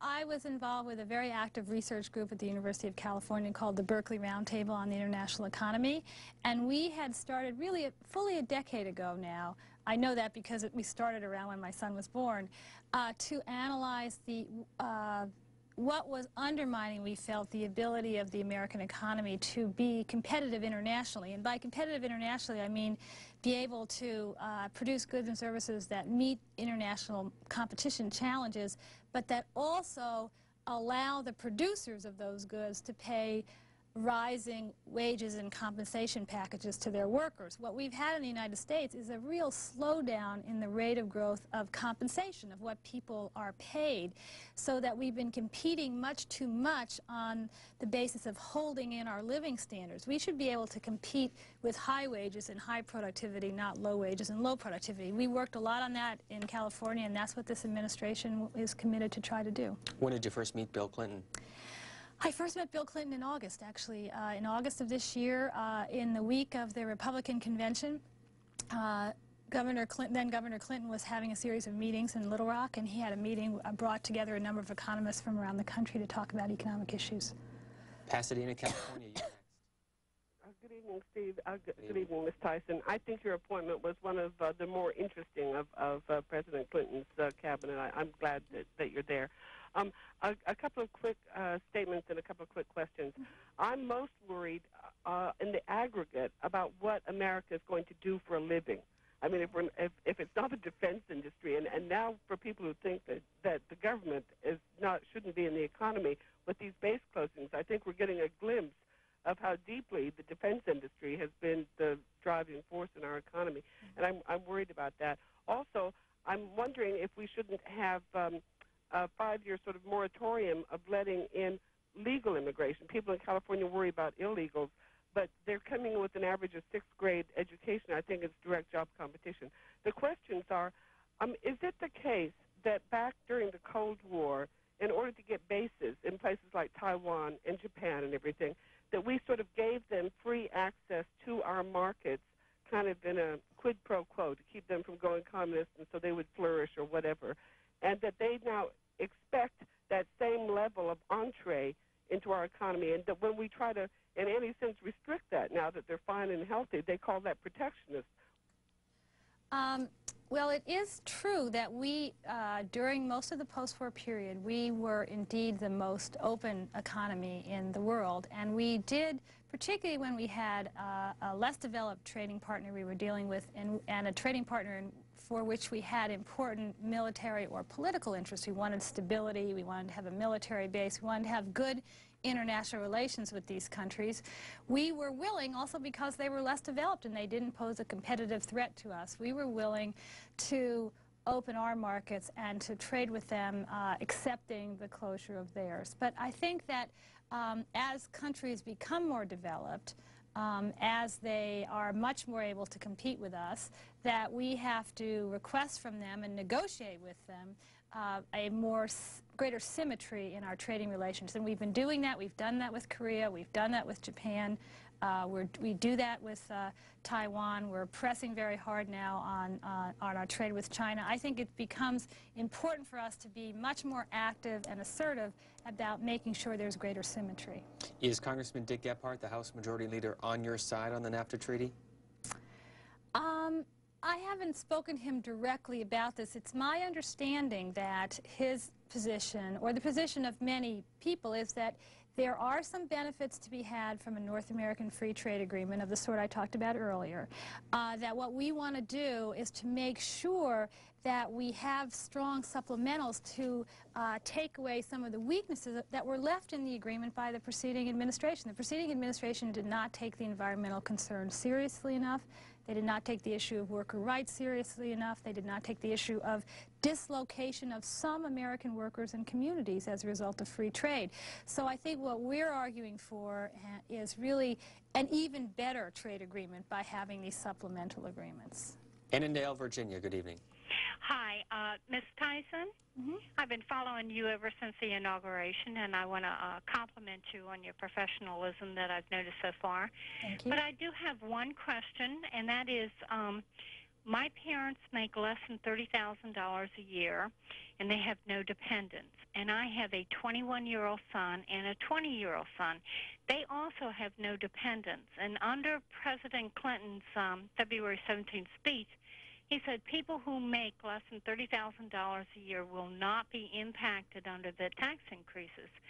And with that, since none of those people that I just mentioned had dependents, how is it that this earned tax income credit is going to help them? Because that requires that they have a dependent in order to benefit from that program. So I'm kind of concerned that my sons and my parents are not going to be protected under Bill Clinton's plan, no matter whether they make $10,000 or $28,000. Okay, I understand that. Well, first of all, let me make it clear that as far as the income tax rate increases are concerned, that they are structured in such a way as to only kick in at much higher income levels than you are talking about. So for the increases in income tax rates, they don't really kick in into incomes of $110,000 or above. And 70% of those income tax rate increases really are going to the very top of the income distribution. 98.2, I think, percent of all taxpayers are not going to face any increase. It may be the case that there will be some burden from the energy tax, the BTU tax. The extent of the burden should depend very much on the amount of energy that's consumed. But let me say this, that we have estimated that for an average family in the $40,000 a year range, the amount of money we're talking about is in the order of $15 a month. And furthermore, the reduction in interest rates, which we've already seen occur, will for most households more than offset that. That is, if you owe any interest on anything, by and large, you should see your interest burden go down more than any likely increase in your energy bill. Finally, let me say one other thing, which is that we have, in addition to the earned income tax credit, which is really meant to take people who are not at poverty level working full-time and bring them up to poverty level, there are other things in our tax legislation, including various tax incentives or tax credits to deal with additional energy costs, which would be available to your parents and to your children should they face a higher energy tax, higher energy cost because of the energy tax. If you just joined us, our guest is Laura Tyson, who is now in her third month, I guess, as chair of the Council of Economic Advisors. Agora Hills, California, you're next. Yes, Ms. Tyson, good evening. My name is Dr. Morton Kamzan, and I'm both a primary care physician and an attorney. I've practiced primary care and internal medicine for 22 years. Since healthcare reform is a major part of economic recovery, my three-part question relates to economics of healthcare, and specifically to a belief held by many people that a large part of our healthcare crisis is caused by doctors who perform too many unnecessary tests, procedures, and surgeries just to make money. First, do you agree that the present fee-for-service system, as opposed to paying for time spent, provides an incentive for doctors to manipulate the medical decision-making process so as to increase their hourly rate of pay 5 to 10-fold or more? Secondly... Stay with us, caller. We'll come back to your second point. Okay, on the first point, I would say that I think our system has effects on the incentives on both sides of the market, which lead to many more procedures than might be necessary. On the demand side, or the consumer side of the market, the way you pay for insurance, I mean, you pay for the insurance sometimes with a tax advantage through your employer, many times with a tax advantage through your employer. The insurance is relatively cheap to you. Once you go into the doctor's office, you pay a small, maybe there's a small deductible or a very low co-payment. So very quickly, when you go in for a procedure, you don't feel the cost of the procedure. You don't pay the cost of the procedure. That's the incentive on the demand side, so that if you get if you have a headache and you want to be checked for having a headache, you are not going to pay a very big fee to get a very sophisticated test for your headache. That's on the consumer side. On the doctor side, yes, I think basically, particularly if you think about in the Medicare system, for example, when you control the rate or the fee for doing something, then there's obviously incentive for the doctors to do more of the things whose fees are controlled, so as to end up with an income which is an income that is bigger than if they did fewer of those things with the fees controlled. So we have an incentive system which is not working well on either side of the patient-doctor relationship. Are you a part of the task force that Hillary Clinton chairs? I am part of the task force, and I also, just because this is a major economic issue, the Council of Economic Advisors is involved in thinking about issues of the importance of health care in the economy as it feeds into the budget, as it feeds into the cost of American industry, as it feeds into the compensation package that workers get, as it feeds into employment creation in the United States. We have many, many people employed in the health care industry. So we look across it also as an economic issue. Will the meetings open up? I have not been at any of the particular meetings, and I gather this is an issue, this issue, I've been working more within the Council of Economic Advisors so far, within the Council thinking about these issues and not as a member of the task force. Let's get a follow-up to our caller from California. Go ahead, you're still on the air. Right. Right. I don't disagree with the need for the responsibility on the part of the consumer, but the present Medicare fee schedule, if you take a look at it, we're paying for services, not for time. Right. Have you ever taken the time to actually take the Medicare fee schedule, divide it perhaps by time intervals from Dr. Haseo's study, and actually work out an hourly wage for doctors? For example, orthopedic surgeons, or even myself, would be paid $64 to $95 per hour for actual time spent seeing a patient in the office, somebody with a sore shoulder or a sore knee. But were I to have an X-ray machine in my office and perform an X-ray of that patient's sore shoulder or sore knee, the actual rate of compensation per hour can go up to $439.75 to $516.50 per hour. My reaction to that is really to say I think underscore how difficult it is to figure out ways to control cost in the medical field by setting fees. I mean, it's hard to think that we could really get it right. I mean, to figure out, as you know, you're a doctor, you can do it better than non-specialists, presumably, in figuring out what the number of hours you need to do each procedure. If there's something like 650,000 doctors in the United States, and they are performing all kinds of procedures all of the time, it's very hard to think of how we can possibly come up with a complete enough schedule to get this right. New York City. I'm amazed to hear that any economic advisor could go along with a tax hike as large as this one, when the American people hardly have any money left in their pockets now. You have to give them a tax break. If you cut everybody's taxes by 10, 15% and put money back in their pockets where they have purchasing power to go out and buy a refrigerator, and if everybody started buying refrigerators and everything, you'd have quite a demand to create millions of jobs to supply for the demand. This whole system is going backwards.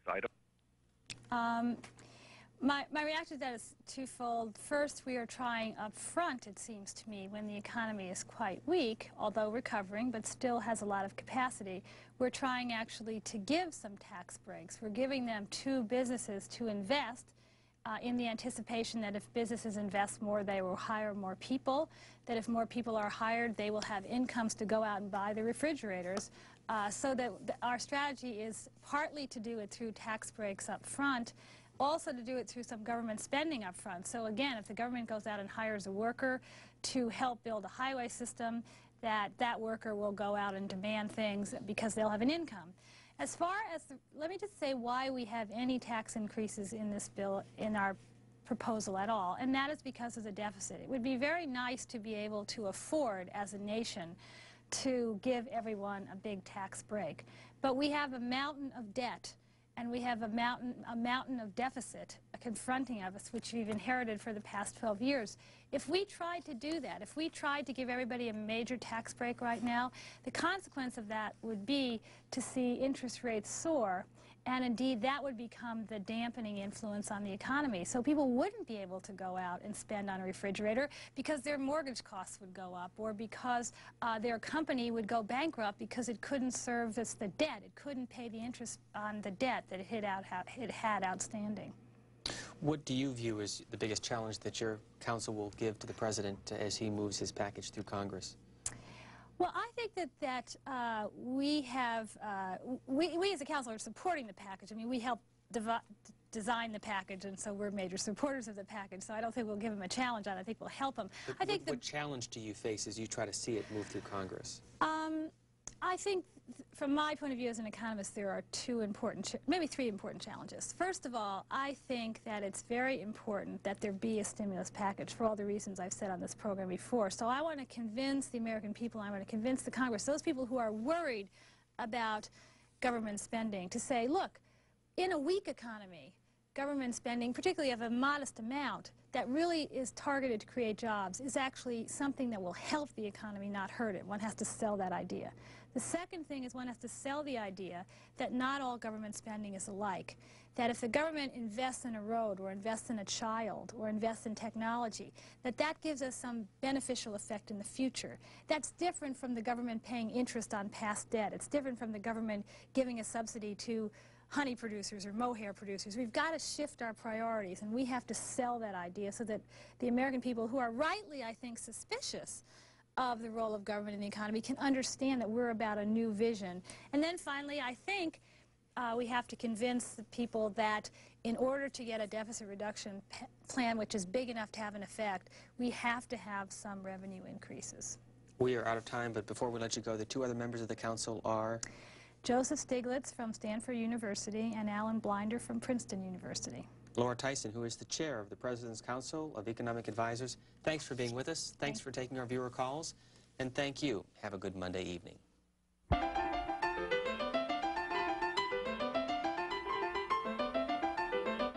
This programming note, C-SPAN 2 will resume its live coverage of the United States Senate this afternoon beginning at 2:15 p.m. Eastern Time. That's the Senate today at 2:15 p.m. Eastern Time here on C-SPAN 2.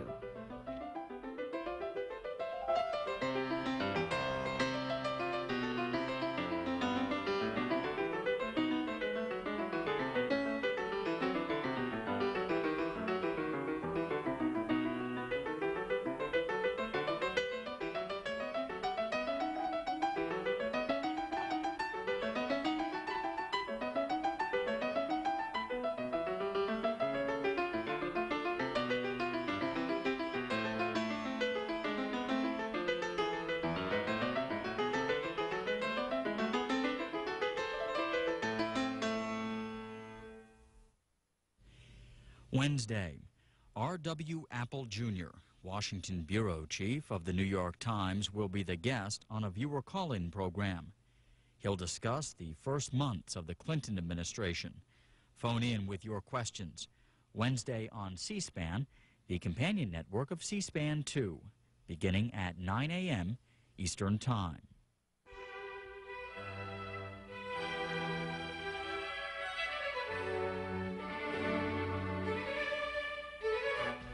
Next on C-SPAN 2, it's a discussion on the fiscal year 94 budget resolution. Our guests for the next 45 minutes are Representative Jim Colby, a Republican from Arizona, and Representative Michael Andrews, a Democrat from Texas. Both members serve on the House Budget Committee. They talk about the president's first-year budget plan, which comes to the House floor for a vote on Thursday of this week. This program is pre-recorded.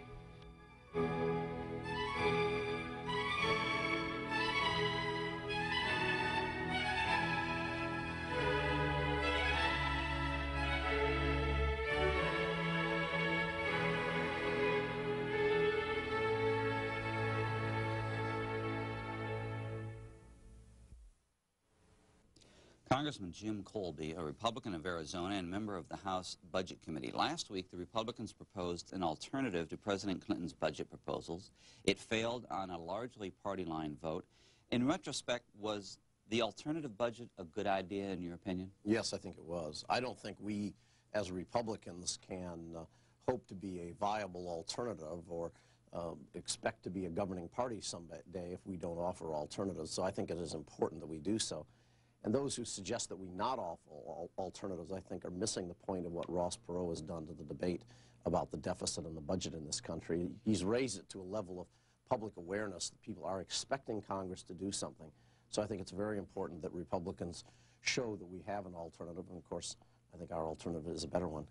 Congressman Michael Andrews, a Democrat from Texas, also a member of the House Budget Committee. Was there nothing attractive about the Republican alternative such that not a single Democrat found anything to like about it? Well, I think there were some good suggestions in the Republican alternative, but we liked ours much better and worked hard on our Democratic plan, which I think is a good one. The Democrats on the Budget Committee cut the President's proposal by $63 billion more in cuts, and it was something I think all of us are pretty proud about. Our phone lines are open. The subject is the budget proposal, which goes to a House floor vote on this coming Wednesday. Our guests, Congressman Andrews of Texas, Congressman Colby of Arizona, both members of the House Budget Committee. We're going to go to the phones very shortly as we hear a little bit more about each of them and where they are on this issue. Congressman Colby, what's your attitude after that Budget Committee vote going into the floor vote this week? Well, again, I don't think any of us were under any illusions that we were going to have ours adopted. I guess we hoped that some of the amendments we offered, the very specific amendments to the Democratic alternative, which were clearly thoughtful, well-designed alternatives to that proposal, should have been adopted. And we will make our case on the floor of the House of Representatives. We'll make it in the Rules Committee tomorrow, and then we'll make it on the floor of the House on Wednesday. But I think as part of the national debate, it's important that we have this debate. Our alternative is one that does not have taxes. We get the same, actually slightly more deficit reduction than the Democratic plan does without raising any taxes. And that, I think, is the philosophical difference between the Republican and Democratic approach. We believe there should not be tax increases, that we should get the deficit reduction through spending cuts first, and have a smaller government, not a larger government, as the Democratic plan calls for. Congressman Andrews, a lot of the papers are saying, people who watch this are saying there's virtually no Republican support for the President's budget approach that's going to be voted on this week.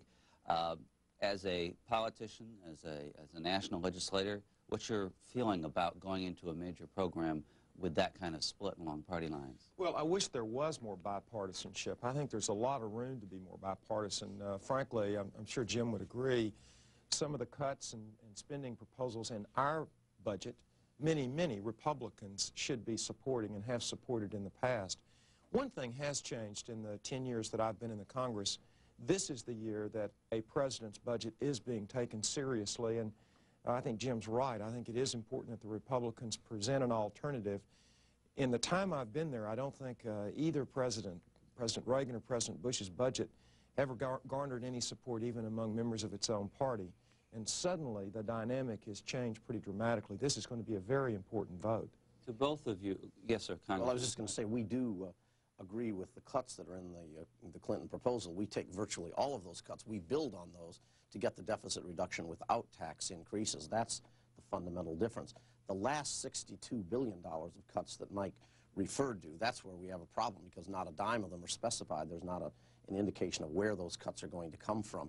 And after having heard from weeks from the President and from Leon Panetta, Director of OMB, that we ought to be specific in coming up with our cuts, we did, and then they didn't.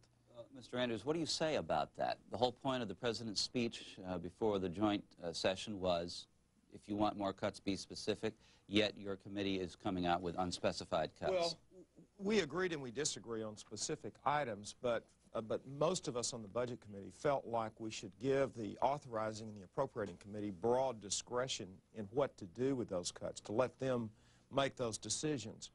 Whether to build a space station or a super collider or not should be up to the Authorizing and the Appropriating Committees and then to a debate on the floor. We didn't make that kind of decision.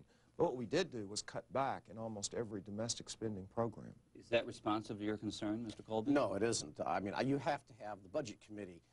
The resolution is, as Mike suggests, it is in dollars, it's in numbers. But you have to have policy that drives you to those numbers. And we need to have that debate on that policy in the Budget Committee. What about health care? What should we be spending on health care? What kind of reforms should we have to get the savings that we're talking about? You don't specify, you don't change the law in the Budget Committee, but you have to have some policy. And so far, the debate has been totally devoid of that policy, other than we're going to raise taxes and we're going to have spending cuts later. Mr. Andrews, what has been the response of the White House to the $62 billion in unspecified cuts? Well, I think the President said he could live with those cuts, and he was pleased that we were moving the process ahead. We have changed his initial proposal. We found more cuts in spending, and I think that's important. I also serve on the House Committee on Ways and Means, and those of us on the Ways and Means Committee would take a little issue with Jim. I think we'd like to be in the role of dealing with taxes with specific proposals, as opposed to letting the Budget Committee dictate how that should work. And that's what this process is. It's a long process. We'll be at this now for the next 3 or 4 months, probably making these kinds of decisions. It doesn't just stop on Thursday. Before we go to the phones, so we will shortly, let's establish the schedule. When is the vote going to take place this week? Wednesday or Thursday? Wednesday on the budget, Thursday on the stimulus package. And what is the rule going to be on the budget? We'll know tomorrow. What do you think it's going to be? Well, it won't be of an open rule. We can be sure of that. They haven't had an open rule yet this year. But I suspect they will at least make our alternative in order, and probably no amendments. So we'll have a debate on the Democratic version and our version, and then perhaps we'll have at least be able to have a motion to recommit with instructions. Mike Andrews, is there an argument for an open rule on this legislation? Oh, not at all. I think these packages have to be held pretty tightly, or everything starts unraveling. There is a certain balance in both proposals, quite frankly, that I don't think it's to either party's benefit, either proponent's benefit, to let these be torn apart piece by piece. Any predictions from you on what's going to happen this week? I think it's going to pass, and I think the President's stimulus package will also pass. There may be additional cuts in spending in the President's stimulus package. Jim Colby, will there be Republican votes at all for the President's package? Very few. I have not seen much indication of support because of the tax increase. The stimulus package is, I think, as every day goes by, looks more and more ludicrous as something that is completely unneeded. By the time that money gets out there, it's going to be July, August, and you'll be a year past the end of the recession. And it really is something that will be inflationary and not helpful. I don't think the budget will, because of the tax increases that are contemplated in that. There was a time when I thought the President would get a lot of votes for it. Oh, I think it's going to be a good package, and the Congress is going to pass it. I don't know how many Republican votes we'll get, but we're going to get an awful lot of Democratic votes to support the President. Mike Andrews is in his 6th term. He's from Texas. He sits on House Ways and Means, as you mentioned, the Budget Committee, and also the Joint Economic Committee. He served as Harris County Assistant District Attorney, and he holds a degree from the University of Texas at Austin. He's got a law degree from Southern Methodist University. Across the table from him, Congressman Jim Colby of Arizona, in his 5th term, represents the 5th District of that state. He sits on House Appropriations and the Budget Committee. He served in the Arizona State Senate for a time, also was an assistant to former Governor Richard Ogilvie, and was a member of the U.S. Naval Reserves, and served in the reserves until 1977 with the rank of lieutenant commander. A degree in economics at Stanford University, an MBA, I might add, and a degree in political science. A nice combination these days, isn't it? Well, the economics certainly comes in helpful these days. Let's go to the phones. Lawrence, Kansas is first up this morning. Go ahead, please. You're on the air. Good morning. Good morning. I've got a couple of comments about deficit and debt and the difference, and then job creation. First of all, I'm a Perot supporter, and I think in the last election he primed the pump as far as public awareness. And he had the public willing to be taxed for the reduction of the debt. Now, I don't think it's sunk into a lot of people yet that the difference between the debt and the deficit. On CBS, they had a little survey, and a lot of people don't know the difference. But when they find out that this plan isn't going to reduce the debt, and of course you've got to balance a budget before you can reduce the debt, when they find out that they're going to suffer all of these additional taxes and whatnot and not reduce the debt, you guys are going to be in trouble come this congressional election. So I think the Republicans need to point out that the debt is not going to be reduced. Plus, I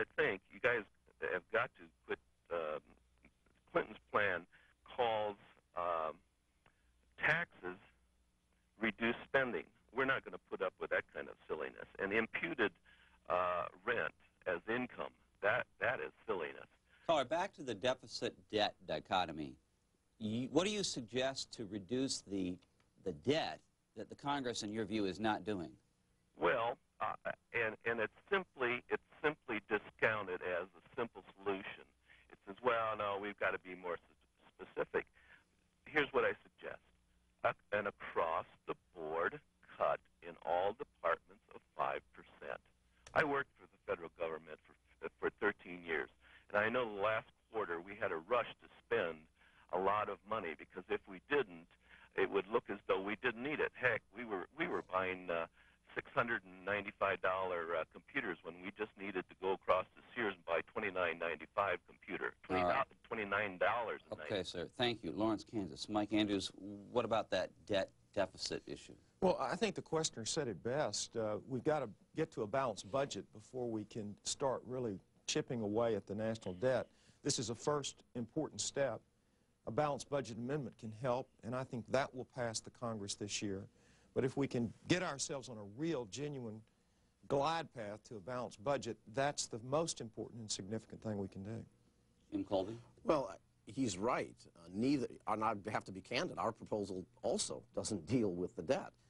It only gets us halfway towards a balanced budget. Until you have a balanced budget, you can't deal with the debt. But at least we don't raise taxes in order to do it. We do cut the spending first in order to try to get there. And I think that's the key to this thing. Let's cut the spending. If it proves it's not sufficient, then let's go back to the American people and say we're going to have to raise taxes, or we're going to have another round of cuts. And I think your point about the waste and administrative overhead is absolutely true. We found that in one of our proposals we came up with $48 billion of savings by cutting administrative overhead, very specific items that we cut out. And there is some tremendous savings to be made there. He suggests a 5% across-the-board cut. What do you think about that? In some programs, I think they could withstand much more than 5%. Some programs should be eliminated. 5% cut in a program like Head Start would be pretty devastating to a lot of kids, or the WIC program would not be what I think we ought to do. And let me just add quickly to follow up to what Jim just said. Vice President Gore is chairing a task force now to try to root out some of the waste in government and streamline the management of government. In September, those proposals will be made, and I think they'll get a lot of bipartisan support. I think it's a kind of a hidden asset here in this budget. Memphis, Tennessee is next. Good morning. Yes, good morning, Representative Andrews.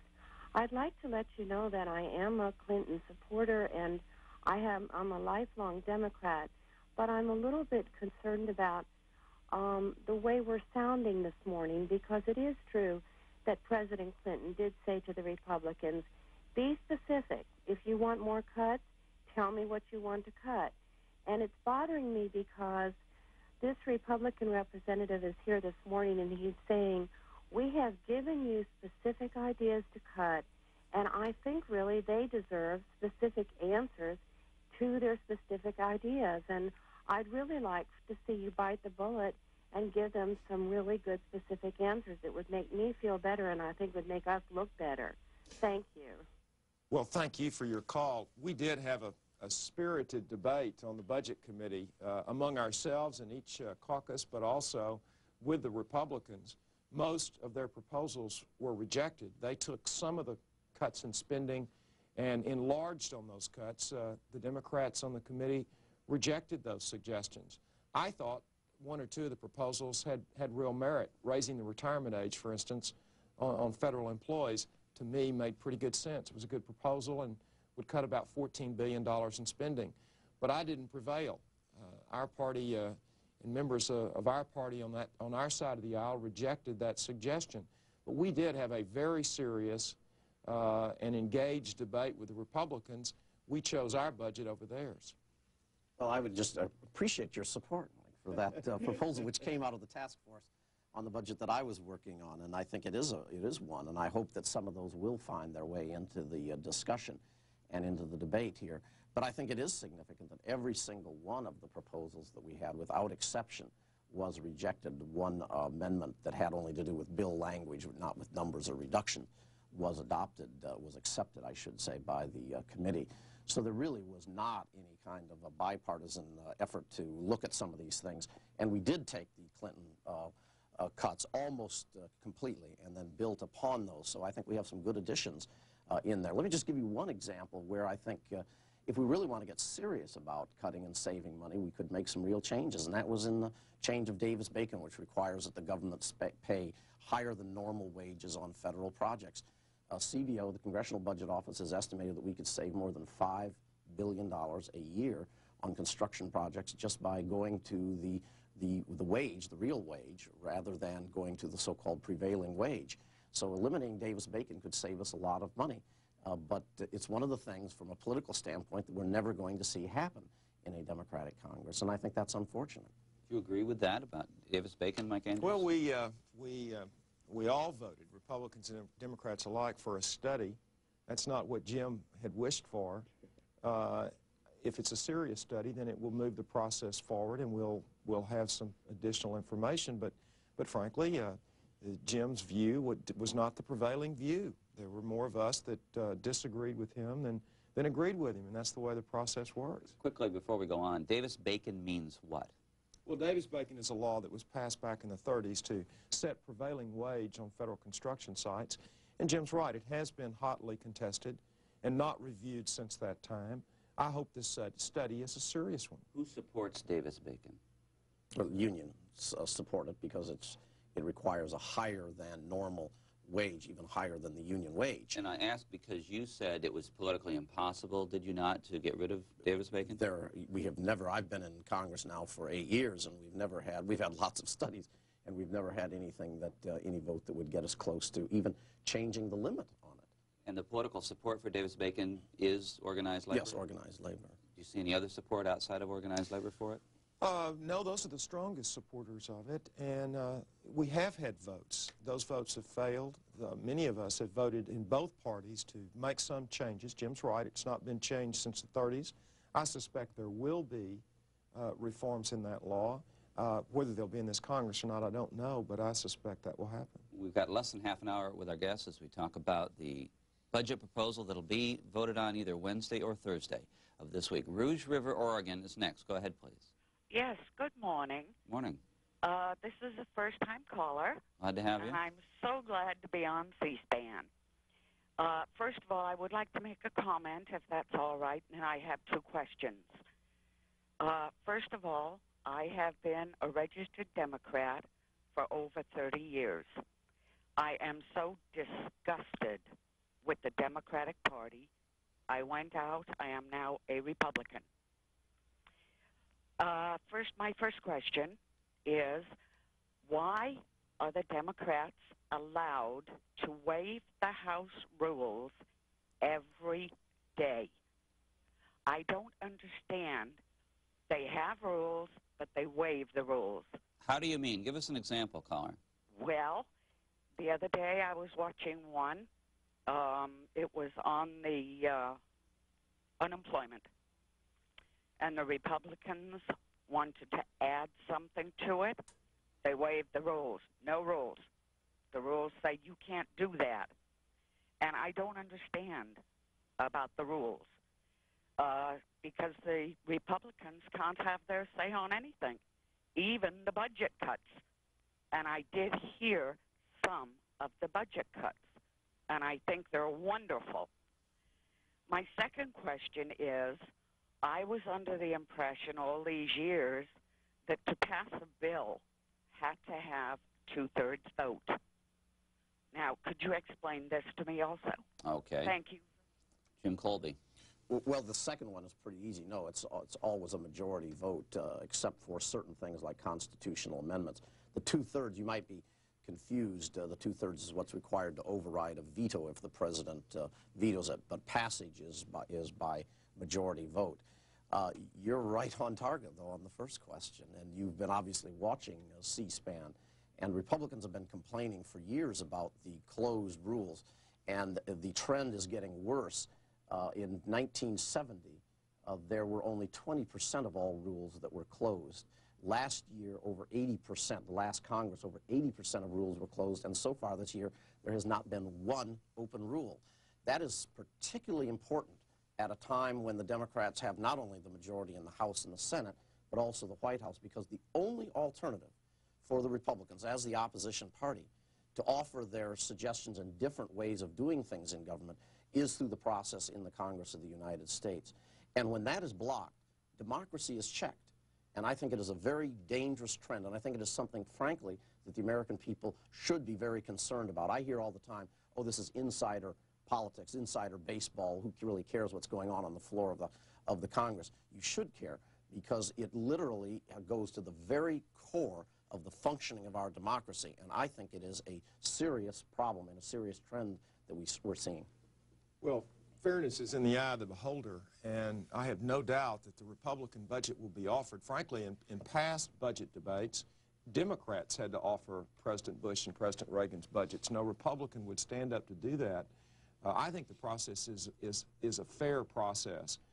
I think the debate this week on the budget and the stimulus package will have Republican alternative and Republican choices and a spirited and thorough debate, and that's what the process is all about. The Democrats control the House. There is an attempt on these very complicated bills, from budgets, tax bills, to not allow just innumerable amendments to tear the bills apart, and I think that's important in the process as well. But Republicans will have their chance and their say, just like Democrats. Arlington, Virginia is next. Go ahead, please. Isn't the budget resolution being pushed through Congress in record time this year? And would that be because they would like to, majority would like to cut off public opposition before it gets organized, and before we even find out what came out of the committee? I wonder if copies are even available. If we went over to the House, to the Senate, to get a copy of any of this. All right, thank you. Mike Andrews. Well, this is a different time. As I mentioned earlier, with a Democratic president and a democratically controlled Congress, the dynamic is much different. In the past, Republican presidents' budgets were considered dead on arrival. Well, that's not true this time. This engine that's driving this debate is the new president's budget. And I think he feels that it is important to move quickly and keep a momentum going into the budget process and then the appropriating process later in the year. And I agree with that. I think it is important to move the country forward, to change the direction of the country, and that's exactly what we're going to do in this budget process. Well, if I might just respond, you are right. It is being, this is much earlier than we've normally voted on the budget resolution, and I think the reason is fairly simple. And it's also rather bizarre that we're voting on it when we don't even have a detailed budget from the president. That won't come till April 5th, so we're voting on a budget resolution without even a budget proposal that Mike was talking about that comes in any kind of detail. It's really like groping in the dark on this thing. And I think it's being done because they want to rush through not so much the budget, but the stimulus package. And there's been a lot of opposition from Democrats to doing the stimulus without having the budget in place showing the so-called cuts there. And so they want to get this stimulus through, and I think that's the reason that they're pushing it. To keep talking about this being the first time we've had a real budget debate, yes, President Bush's budgets were dead on arrival because the Democrats announced they were dead on arrival when they were proposed. Well, no, let's be clear. The Republican budgets of President Bush and President Reagan never had any support of Republican members. Every time those votes were taken on the floor, only one or two people would vote for them in the entire House. So yeah, the dynamic is different. We have a new, fresh Democratic president.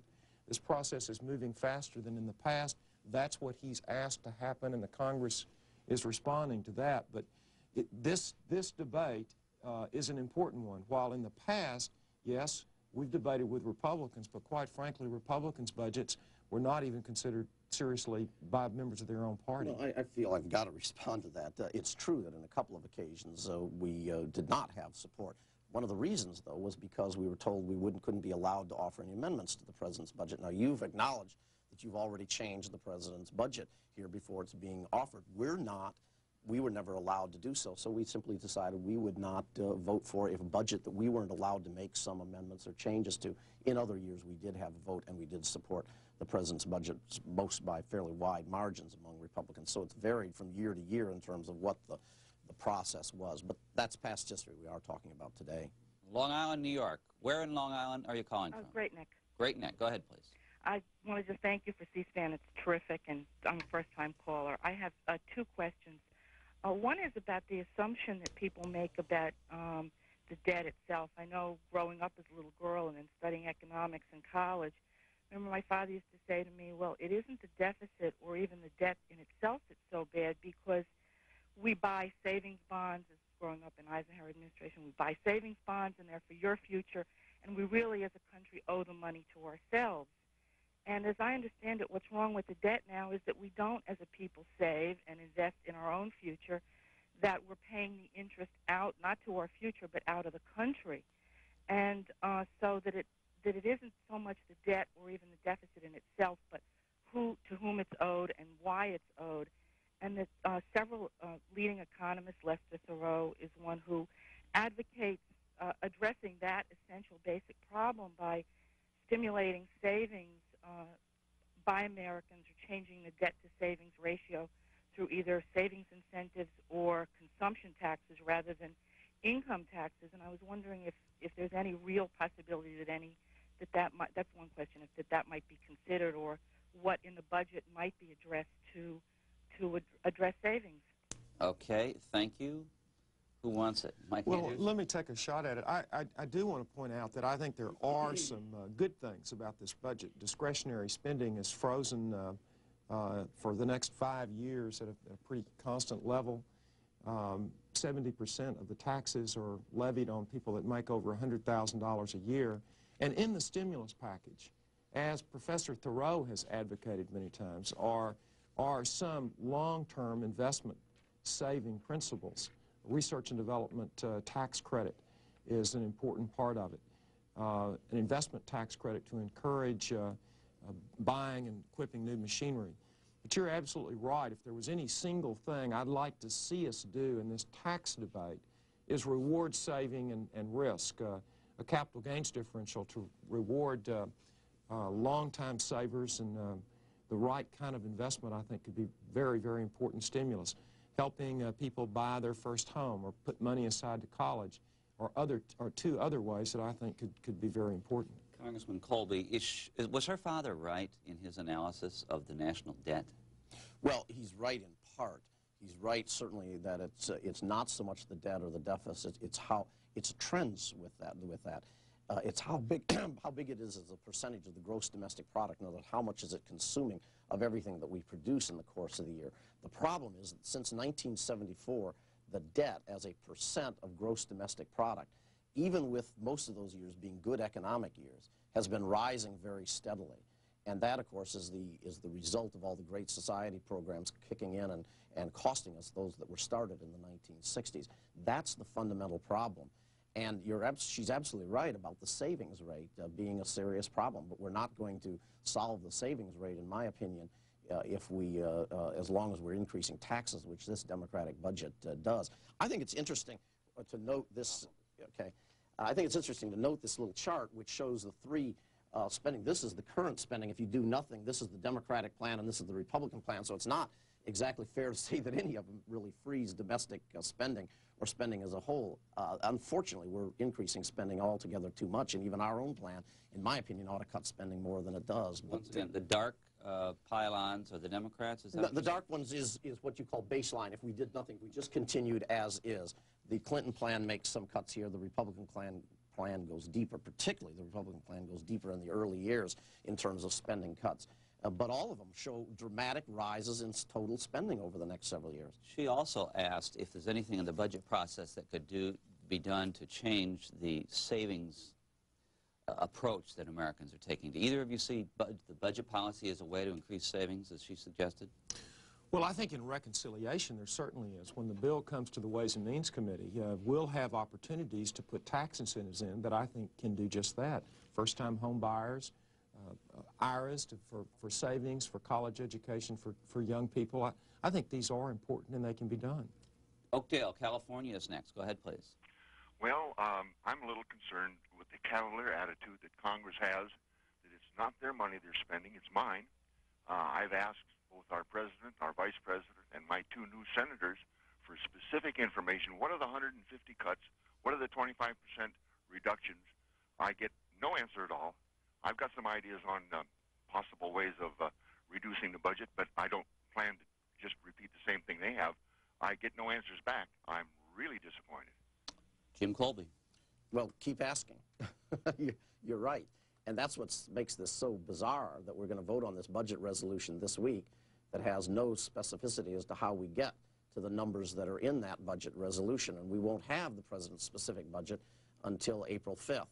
So I think you're quite right to keep asking those questions, and we ought to be asking them. We'll have a chance to keep asking them as we go through the appropriation and the reconciliation process of the authorizing legislation and the appropriations process. Mike Andrews. Well, this is one chapter in a book, and the book is going to be the budget process book, and it might take into the summer before we do reconciliation.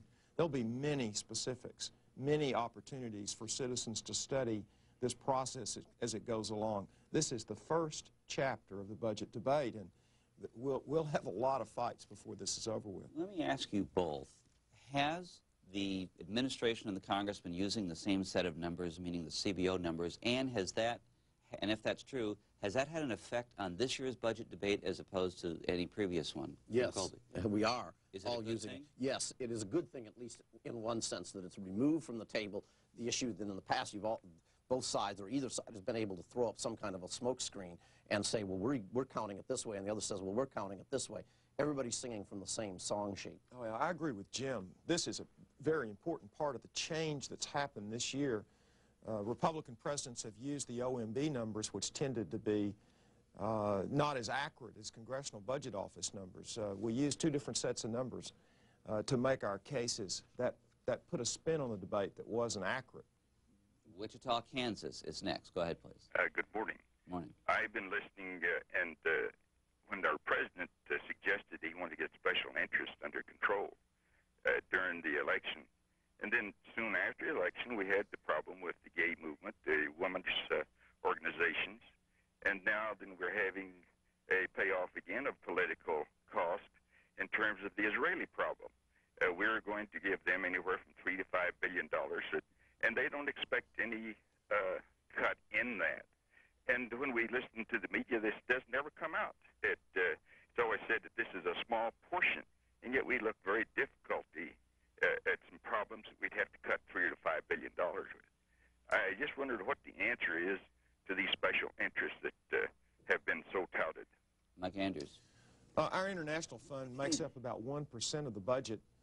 I would like to see us cut more in foreign aid. We are cutting foreign aid back in this budget. Both parties have suggested cuts in the foreign aid bill, and I suspect when the foreign aid bill comes to the floor, additional cuts in overall foreign aid spending will be made.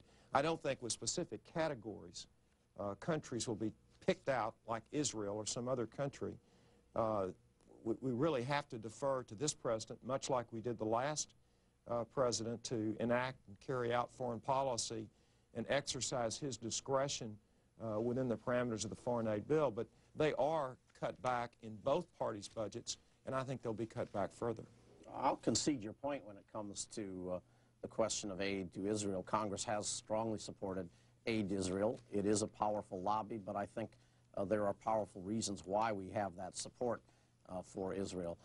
But we are going to make some additional cuts. We propose doing so. We had some specific areas in the international function where we would have made those cuts, and I think ultimately there's going to be some reduction in that account that is kind of evenly divided between Egypt and Israel. Cleveland, Ohio, you're on the air. Good morning, gentlemen. How are you? I'm a Perot supporter, proud of it, and hope we can become a viable third party, because I think that's really the only alternative the public has. You folks are talking about a budget. I ordered Vision for America. I've been reading it. It sounds like a publicity brochure, this little thing that I got from my congressman. I don't believe the public understands what you all are voting on and what's involved in this, because nobody's really bothered to really involve the public that much. Number two is for the Republican, since you can't really have bipartisan discussion of this matter, why don't you all just abstain from the final vote on this? Maybe you can get a message to the American people that way, that you're really not getting any input, and the people who voted for you have been shut out. And for the Democrat, I honestly believe you guys have got to put the country ahead of your party. Thanks a lot. All right, thank you. Comment, Mike Andrews. Well, I think this is a real budget, and I hope the caller will take the opportunity as the process moves forward, as the President's budget is specific, to study it as he has the information he's already received. These are going to be real cuts in spending, real cuts. This is the first time since I've been in the Congress that we have truly engaged this budget deficit debate, truly engaged it as an entire Congress. I think it's going to be a healthy debate. And I think Americans, by the time this is over with, sometime this summer, will have a lot more confidence in the Congress and the process. Well, I'd be happy to send our caller our proposal, which is called Cut Spending First. And I think the title of it explains that we believe we should cut the spending first, only come back later with the tax increases. The Democratic proposal is to have the additional stimulus spending first, then the additional taxes, and maybe in the outlying years get the spending cuts, because most of the spending cuts don't even kick in until the third year. We know what happens when Congress does that. We never get around to making the spending cuts, and I fear that's exactly what will happen again. Let me shift gears just a moment before we run out of time, and it's prompted by this front-page article in the New York Times. I note that both of you have been in the Congress for at least a decade, and Maureen Dowd writes in the New York Times in an article headlined, "Freshmen on Capitol Hill Make Wildfire of Reform." Basically, it makes this point that the newer members are pressing the more senior members for a lot of changes. One of which, for example, is that members be charged personally for extensions of remarks in the congressional record. It could get up to $600 a time. But I want to get you to react to, besides that general premise, this portion, taken directly from the article. Clinging to the notion that members of Congress deserve a bit of cushiness, some of the old-timers are grumbling that this year is shaping up to be the political version of the Revenge of the Nerds. The marble halls that were once filled with the bonhomie of log rolling and back-scratching are now bristling with goody-goody chic. Mike Andrews?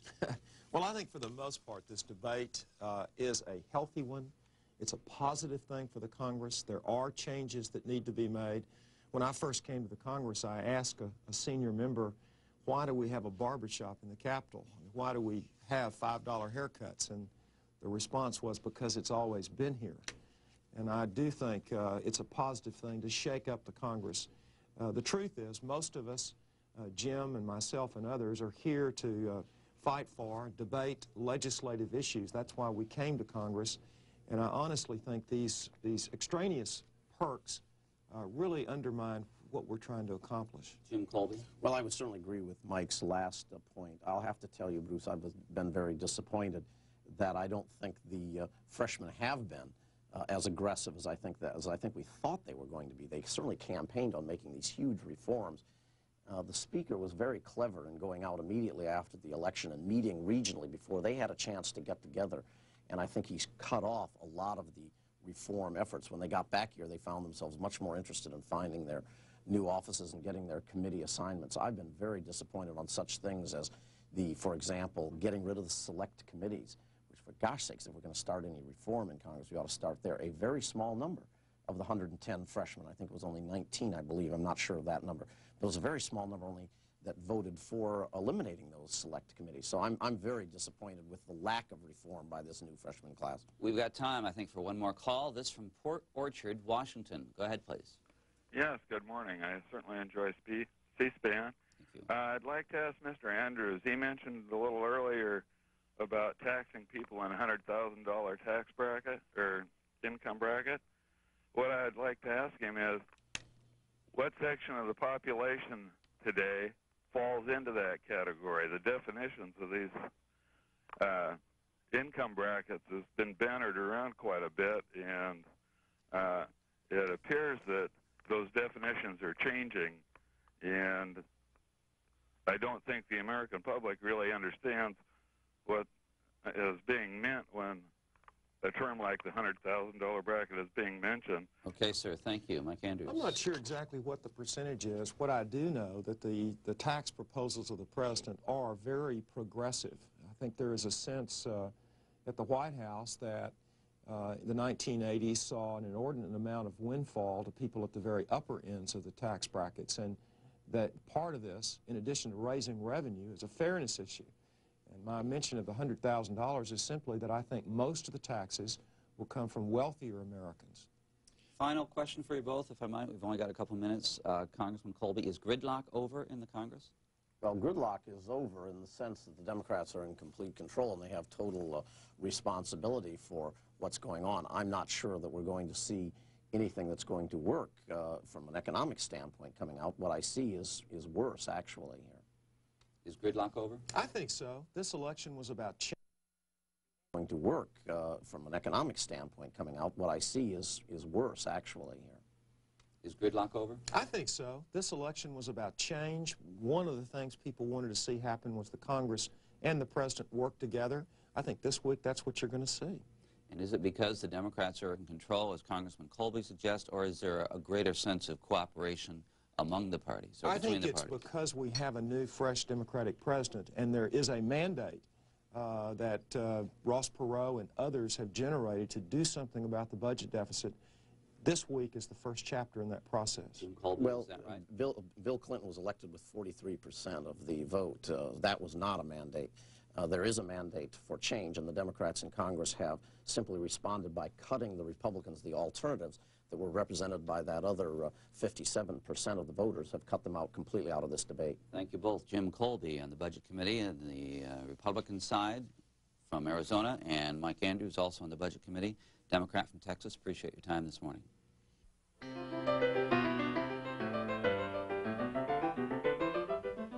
For further comments and questions, you can contact our guests at these addresses.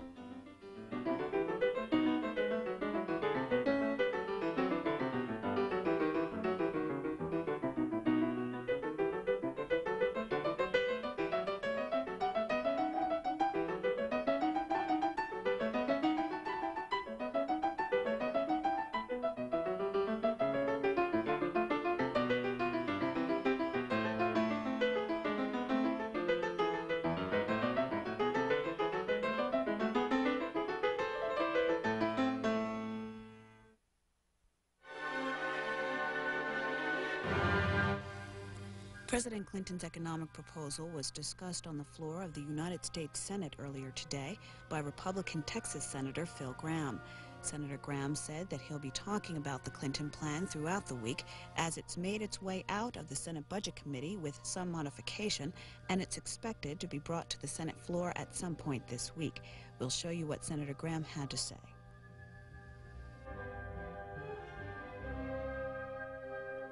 For up to 10 minutes. Mr. President, I want today to talk about the Clinton budget as adopted by the Senate Budget Committee. As my colleagues know and as the people of America know, we are moving toward floor consideration of this budget in the Senate probably this week. And what I'm going to try to do beginning today and each morning until we bring the budget up is to talk about the budget, talk about the choice we're making. There's a biblical admonition that we're all familiar with that says, "Ye shall know the truth, and the truth will make you free." If there's a problem with that biblical admonition, it doesn't tell you how you're going to know the truth. This speech today, the ones that I'll be giving each morning until we bring up the budget, represents my little modest contribution toward helping people know the truth so that it may make them free. Mr. President, what I've tried to do is to reduce the Clinton budget as it will come to the floor of the Senate down to some very simple charts, and I think these charts really tell the whole story. The first chart tries to reduce it down in a form that the American people can understand it in what I call the Dickey flat baseline. And in other words, what I want to do in taxes, in non-defense, and in defense spending is to start out with the world as we know it today and ask the simple question, over 5 years, if everything that President Clinton claims his budget will do, it will do.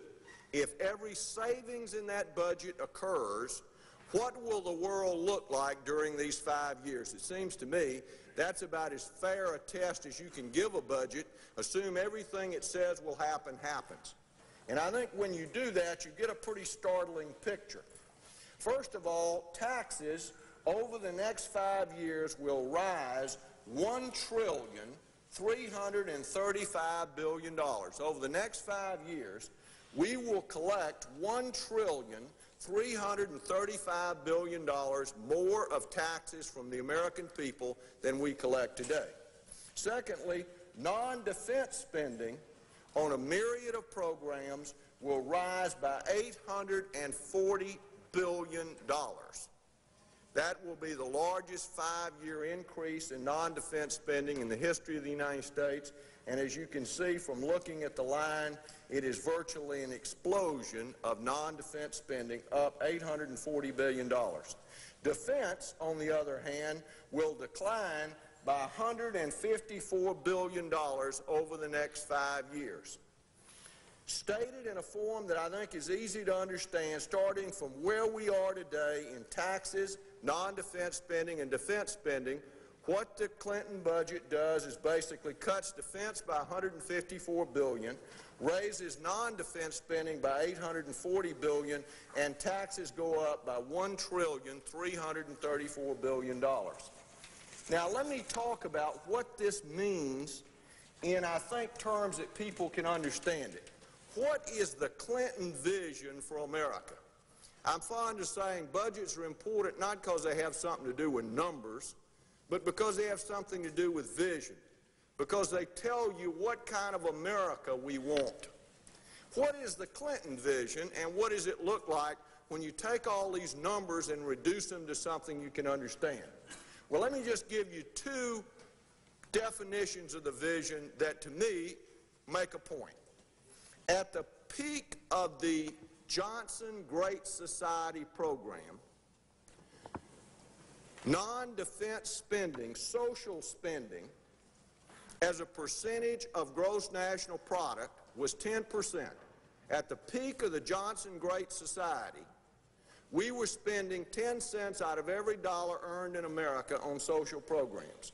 If fully implemented, the Clinton plan will mean that non-defense spending will rise to 19.3% of GNP, or almost 20 cents out of every dollar earned by everybody in America will go to the government to spend on social spending.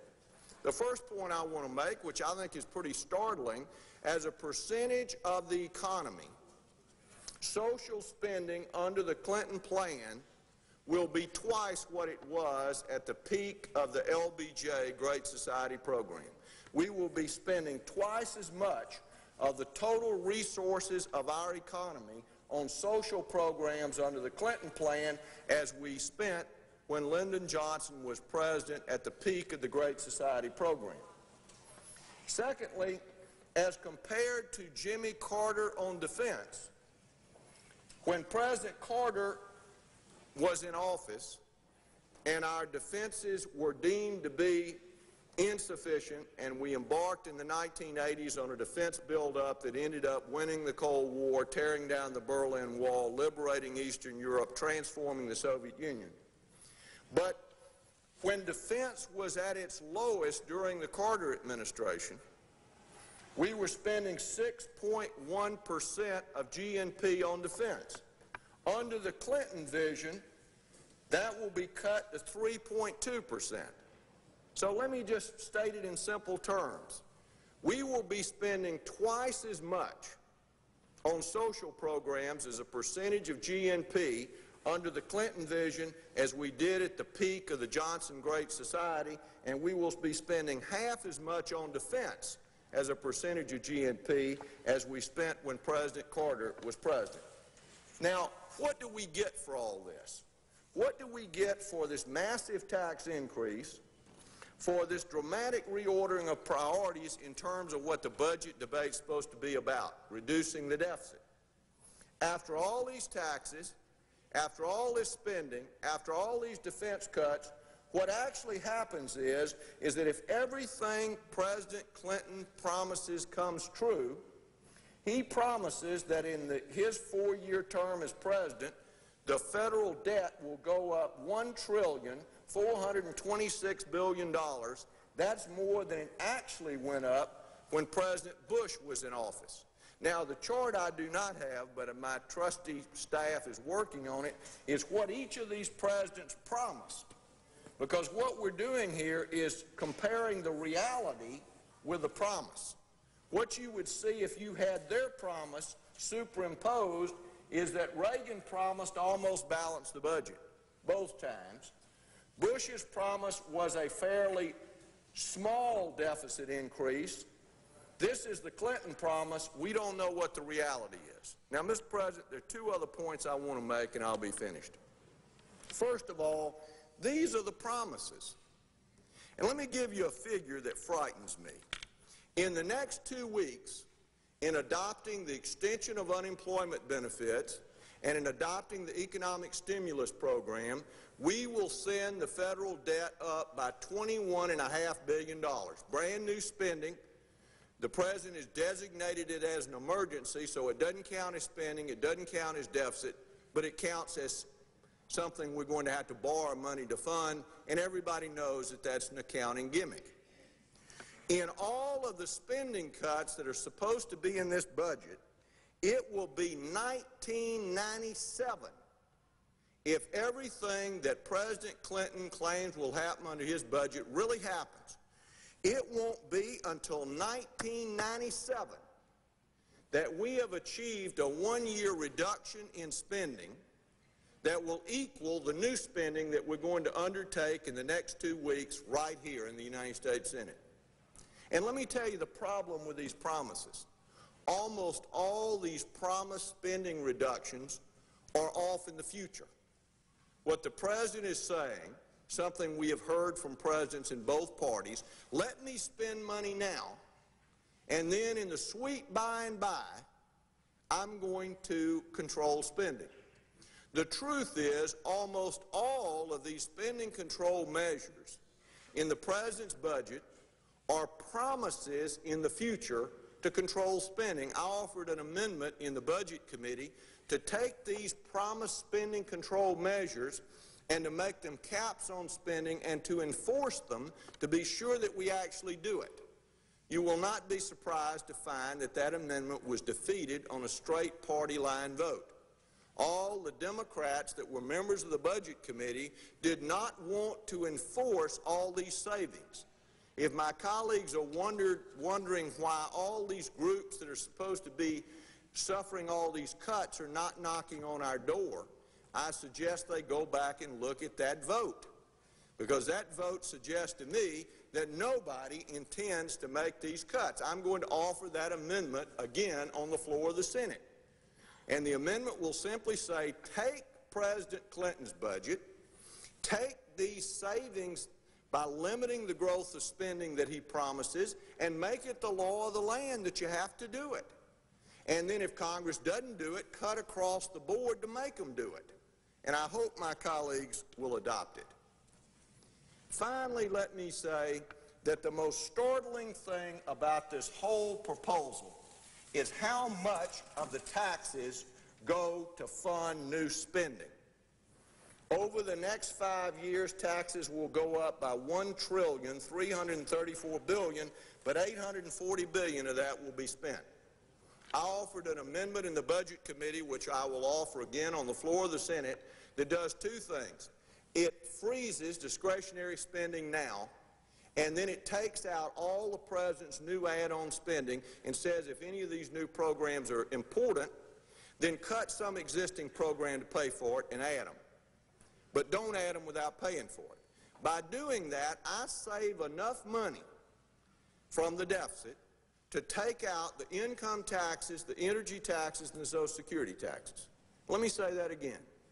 By simply freezing discretionary spending and by not adding the new spending that the President proposes, you save more money than the President raises by raising income taxes, energy taxes, and Social Security taxes. Or stated in another way, every penny of personal income taxes, every penny of energy taxes, every penny of Social Security taxes goes not to reduce the deficit, but goes to increase non-defense spending.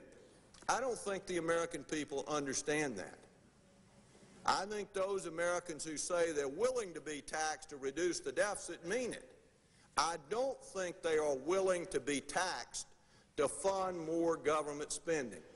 I wonder how many retirees earning $18,000 a year on their W-2 form, and the president says they're earning $25,000 because they own their own home, and he's counting the rent they would have to pay if they didn't own it. I wonder how many of them want to raise their taxes to fund new domestic spending. My guess is we could crowd them all right behind my desk. I thank the chair for its indulgence. Next on C-SPAN 2, we're going to go back to the United States Senate to resume our live coverage of the day's proceedings. On the Senate's agenda today is the proposed Voter Registration Act, commonly referred to as the Motor Voter Bill. This measure would require states to allow people to register to vote when they apply for driver's licenses or other kinds of public certificates. States would also have to set up systems so that people could register by mail or by filling out forms at certain state offices. Today, the Senate's Democratic leadership will attempt to limit debate on the bill and to block Republican attempts to add non-germane amendments to it. Debate on the voter registration bill is scheduled to get underway at about 2:15 p.m. Eastern Time. With that background on what's scheduled to happen today in the Senate, we now stand by to resume our live coverage of the day's proceedings.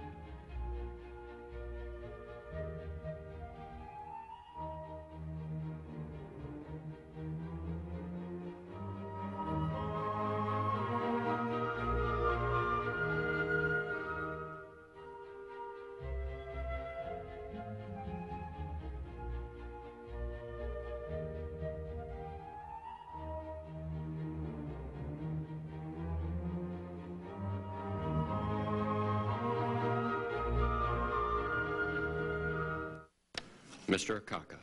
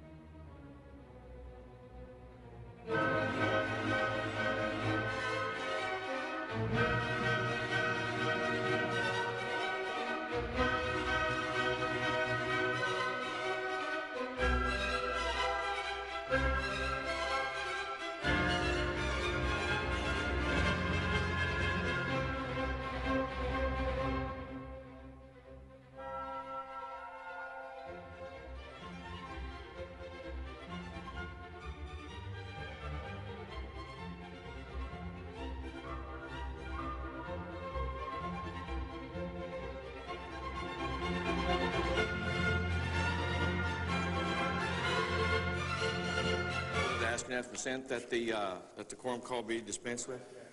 Objection is heard.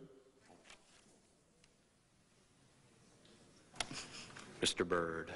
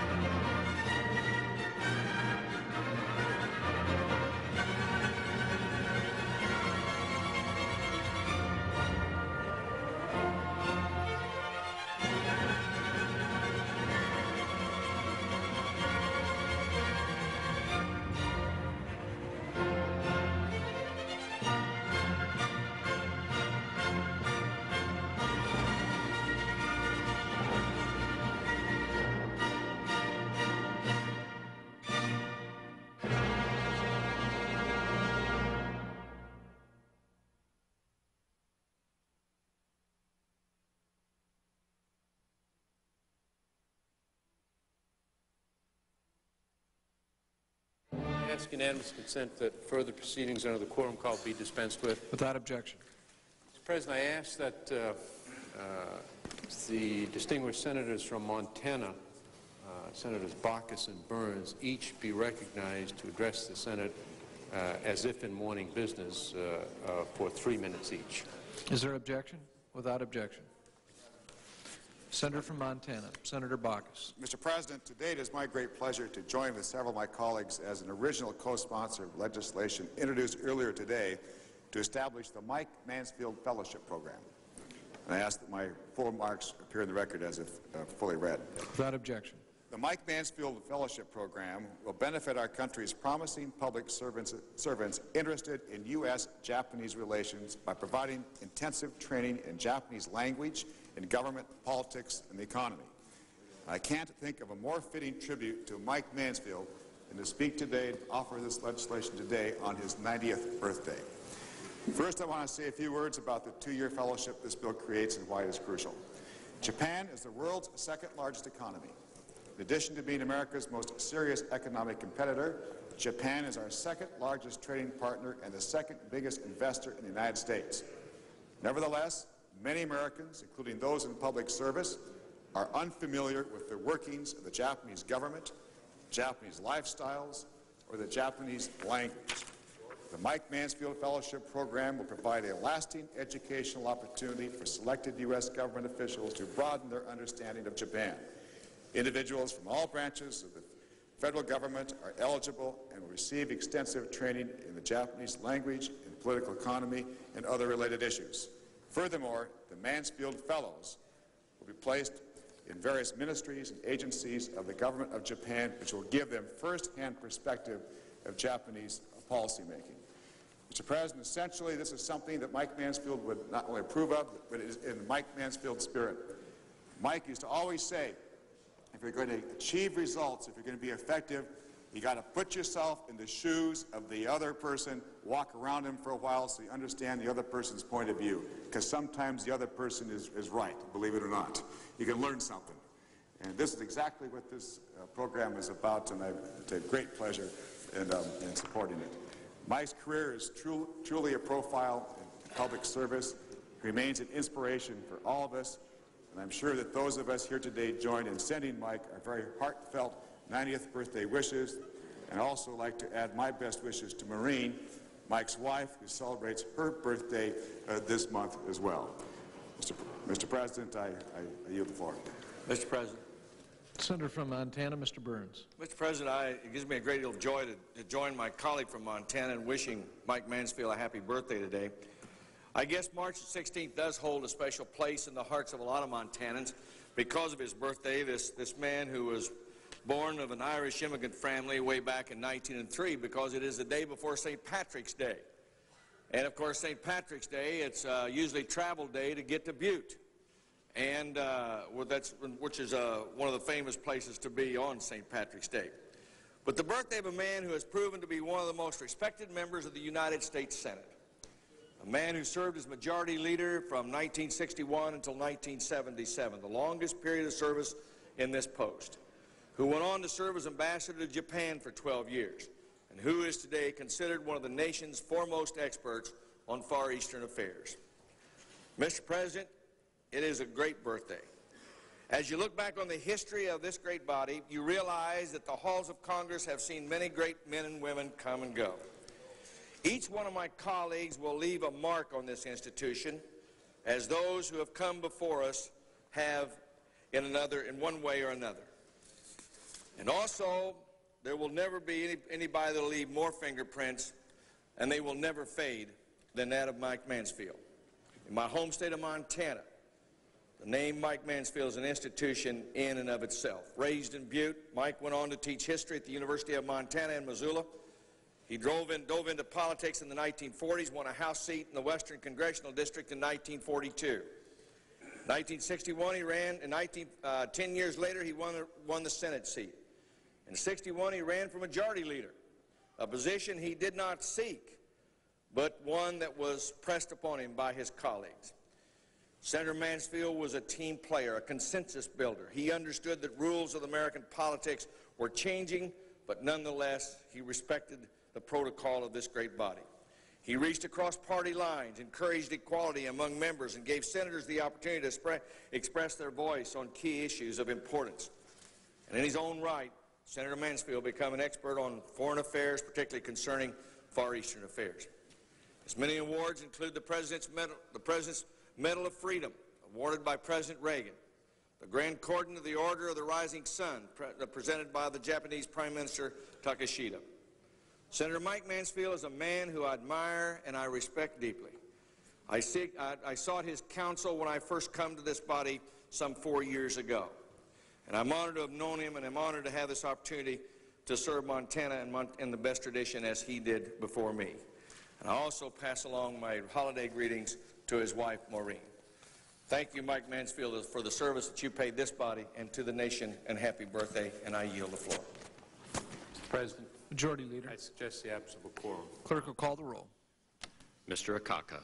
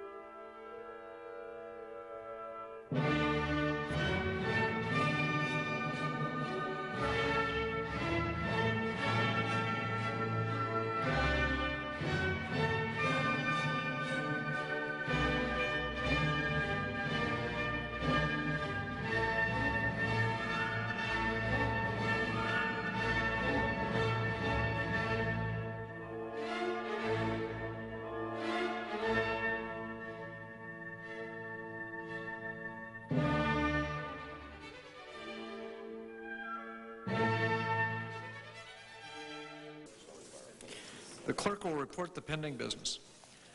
Calendar number 8, S460, a bill to establish national voter registration procedures for federal elections and for other purposes. Mr. President, Majority Leader.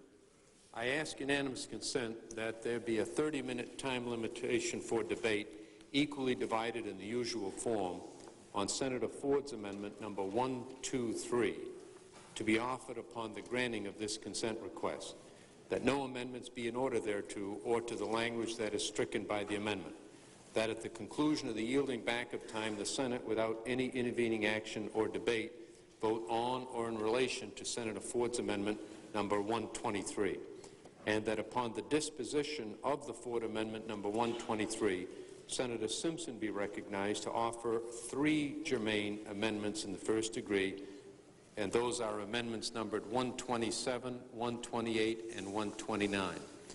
and that upon the disposition of those amendments, Senator Simpson be recognized to offer amendment number 126. Is there objection? Senator from Kentucky.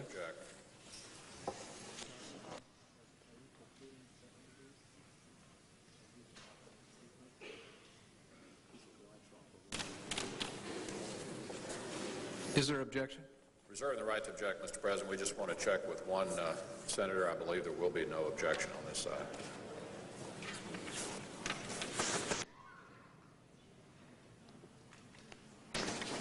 Mr. President, while we're waiting for our colleagues to check, I suggest the absence of a quorum. And clerk will call the roll.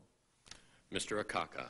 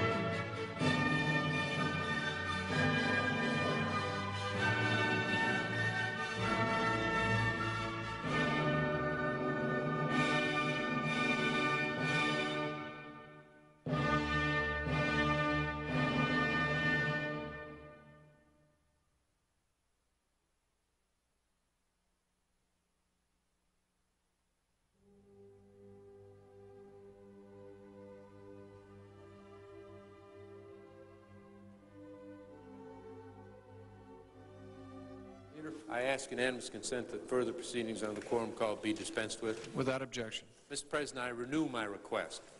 Is there objection? Without objection, that'll be the order. Mr. President, I thank my colleagues for their cooperation. I yield to the distinguished manager of the bill. Mr. President. Senator from Kentucky. I thank the Majority Leader for his usual courtesy and appreciate his interest in passing this legislation and in cooperating with those who have amendments to the motor voter bill. Mr. President, what is the, I believe under unanimous consent agreement, I am authorized to call up amendment number 123. Senator is correct. I call up that amendment at this time. Clerk will report the amendment. The senator from Kentucky, Mr. Ford, proposes an amendment numbered 123. Mr. President, I ask unanimous consent that further reading of the amendment be dispensed with. Without objection. Mr. President, let me be brief. We only have 15 minutes to decide, and I want to briefly say what is in this amendment. And basically, the amendment which I've sent to the desk is the majority's response to the Republican amendments which were presented to me last week. We worked until 1:30, 2 a.m. in the morning in order to try to work out an agreement that made a sincere and dedicated effort to be accommodating. Although we were unable to reach an agreement with respect to our negotiations, I believe that with some modification, a majority of the amendments were good amendments and should be adopted. To further evidence my good faith intentions, I have offered this amendment. Mr. President, let me briefly describe what this amendment would do.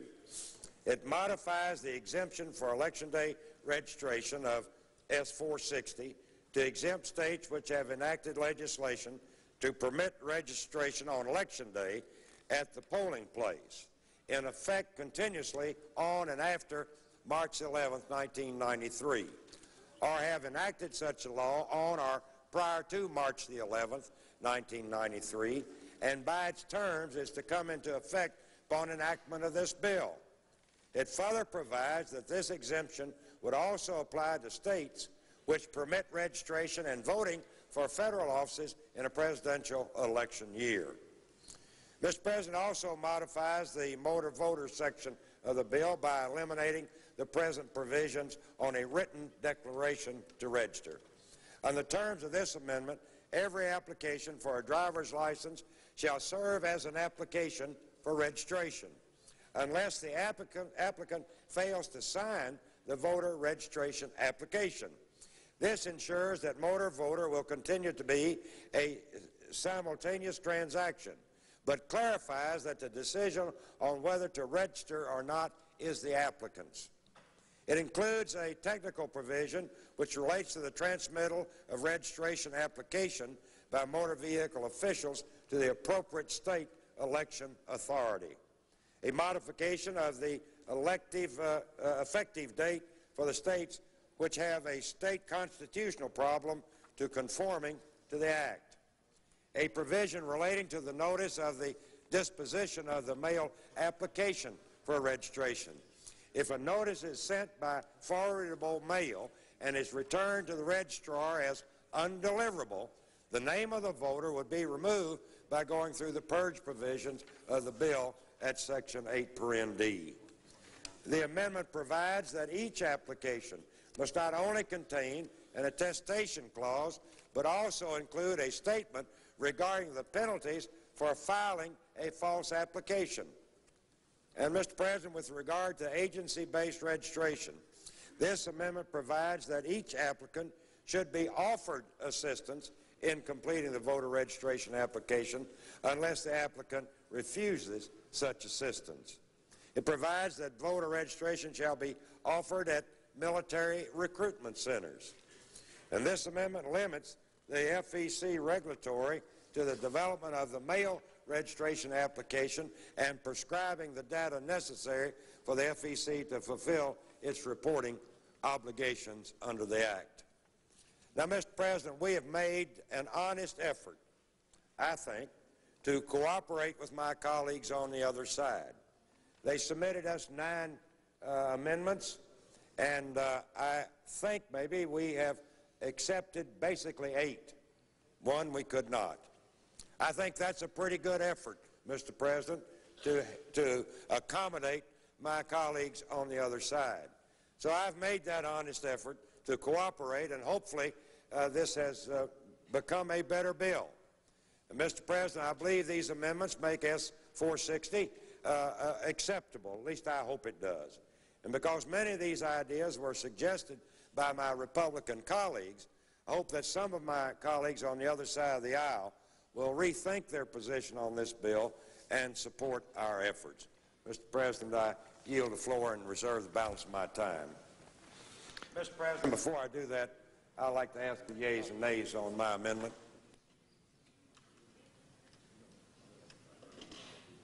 Is there a sufficient second? Simpson, can you help us here a minute? Is there a sufficient second? There is a sufficient second. I yield the floor and reserve the balance of my time, Mr. President. Senator from Kentucky, Mr. McConnell. Mr. President, we're making some progress. Unfortunately, the latest model of motor voter is still a little bit of a lemon, but it's getting better. And if we can have a little more success later in the day, I think we'll be there, at least for some of my colleagues. There's some of us who still wonder whether this is a solution in search of a problem, but we're making some progress. Let's see, Mr. President, for my colleagues who are interested in where we are after the adoption of the Ford Amendment, which presumably will be adopted. As a matter of fact, I had suggested we simply do it on without a roll call vote because it is going in the right direction. Unfortunately, even after the adoption of the Ford Amendment, which will be considered shortly, it still discriminates against taxpayers in favor of welfare recipients. It forces states to provide voter registration service at all public assistance agencies. Now, Mr. President, it's important to remember that a lot of public assistance is provided in America by state governments and by local governments. I recall having been a county official in a major county in my state, we offered public assistance. The employees who worked in the public assistance portion of county government were not under any kind of merit system. They could well had they been inclined, coerced voters who were coming in for assistance into registering, or even worse, into registering with a particular party. So it seems to this senator that kind of situation should not be mandated by federal legislation. Essentially, what happens even after the Ford Amendment is if states have any money left over, the bill allows, doesn't mandate, but allows states to provide voter registration at tax offices and hunting license offices. In other words, we make the registration occur in effect unless the applicant says, I don't want to be registered in the welfare offices, but we say states and localities may provide registration at places like tax offices and hunting licenses. We allow public assistant applicants to refuse assistance in filling out registration forms, even after the Ford Amendment, but no such applicant is going to refuse the person who will decide whether they get public help. Instead, no registration assistance should be offered unless the applicant asks for it up front. That's the way it is under motor voter portions of this bill. It requires an affirmative act to register by a motor voter applicant. We think that the latest model of motor voters simply doesn't also come with a buyer's warranty. One of the things my friend from Kentucky and I were discussing last Friday to provide some assurances to those of us on this side of the aisle was whether we could get, through the majority, some assurances on the part of the House Democrats who will be on the conference committee as to whether or not they will keep these provisions. It doesn't do us much good to adopt the core package if it is subsequently dropped in conference. It is not unheard of around here to have some conversations in advance with people on the other side who will be involved in crafting the final package as to whether or not they might recede to the Senate version of this core package. I know that my colleague from Kentucky seems to feel that's difficult to provide. I would hope we might be able to get that assurance. Without that assurance, it seems to me this whole exercise of adopting the core package could end up being an exercise in futility. With regard to another portion of the bill, of the core package that we offered, which was not accepted, concerning the registrar and the registrant, the revised language also ties the state's hands with regard to voters who move within a jurisdiction without notifying the registrar. Under the revised language, the voter could choose to vote at either the old or the new polling place or a central location, and all the voter has to do is say he is at the new address. The only option, even after the Ford Amendment is adopted, the only option the state has to control the election process is to provide by law that the voter who has moved may show up and vote at the new location. In other words, this amendment denies states the right to designate the polling place it deems best to ensure the integrity of the election process. The amendment tells the states there is only one way to handle the situation where a voter moves without modifying the registration of the change of address. So, Mr. President, I think we're making some progress, but we're not quite there yet. There would be no reason not to support the Ford Amendment. As I said, I hoped we could do it on a voice vote, but we're still a long way from getting the kinds of assurances that our side would like that this is truly a bill that will not encourage Election Day shenanigans. Mr. President, I retain the balance of my time. Who yields time? Mr. President. Senator from Kentucky, Mr. How much Ford. time do I have left? Senator from Kentucky controls 9 minutes and 56 seconds. I thank the chair. Mr. President, I've been asked almost the impossible here to guarantee that the House would accept this legislation. I'm not sure whether we'll have non-germane amendments on, and the House would be adamantly opposed, and that we know that they have a germaneness rule there is somewhat different from ours. We know that the House votes to instruct their conferees, something different than what we do here. We're left with the ability to be flexible in some ways. I did offer that if you would accept our proposal, and I have it before the Senate now, if that's acceptable, I will go, and that's the end of it. I'll then go to the House and ask them to accept this piece of legislation without conference. That's all I can do. I cannot say what the other people do, and I cannot force the House into doing things. And so I'm being asked to do something here that is basically not humanly possible. I can negotiate with the best of them. I can talk and try to work things out. I can go in advance and try to talk to the Senate leadership, House leadership, and I believe Senator Mitchell will join with me. But to guarantee that it be acceptable, then that's something that I can't guarantee of my colleague, and he can't guarantee me. When I start guaranteeing him, he'll vote different. And when he starts guaranteeing me, I'll probably vote different. But under the circumstance, we can't guarantee each other. And so now I ask to go to the House and guarantee that. We've made the bill, gotten it to a point where there's very little argument. There's a picky place here or there. But we are trying to reconnect the citizen with government again. We're trying to make it easy to register to vote so that people that want to vote can. We don't guarantee that this will increase the turnout, but it has the possibility of increasing the turnout. How many people wanted to vote in the presidential election in '92 that were not registered? Under this bill, it won't happen to them the next time. The last day or the day of, they want to go vote, they'll have the opportunity because they'll be registered. There's no fraud.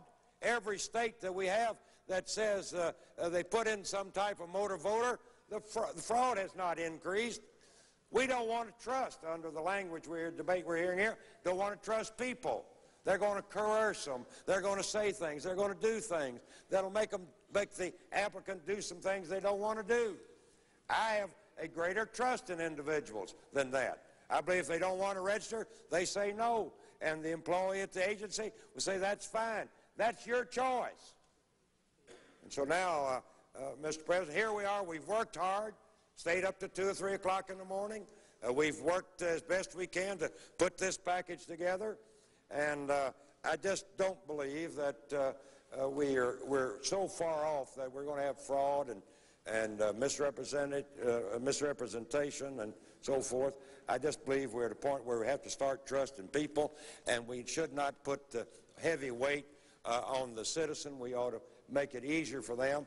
And, Mr. President, I've always heard one thing, and I want to repeat this. Why is it that you people in Washington always get in a little room somewhere and conjure up another program to put down on the states? Well, this is something that started at the grassroots. It started at home.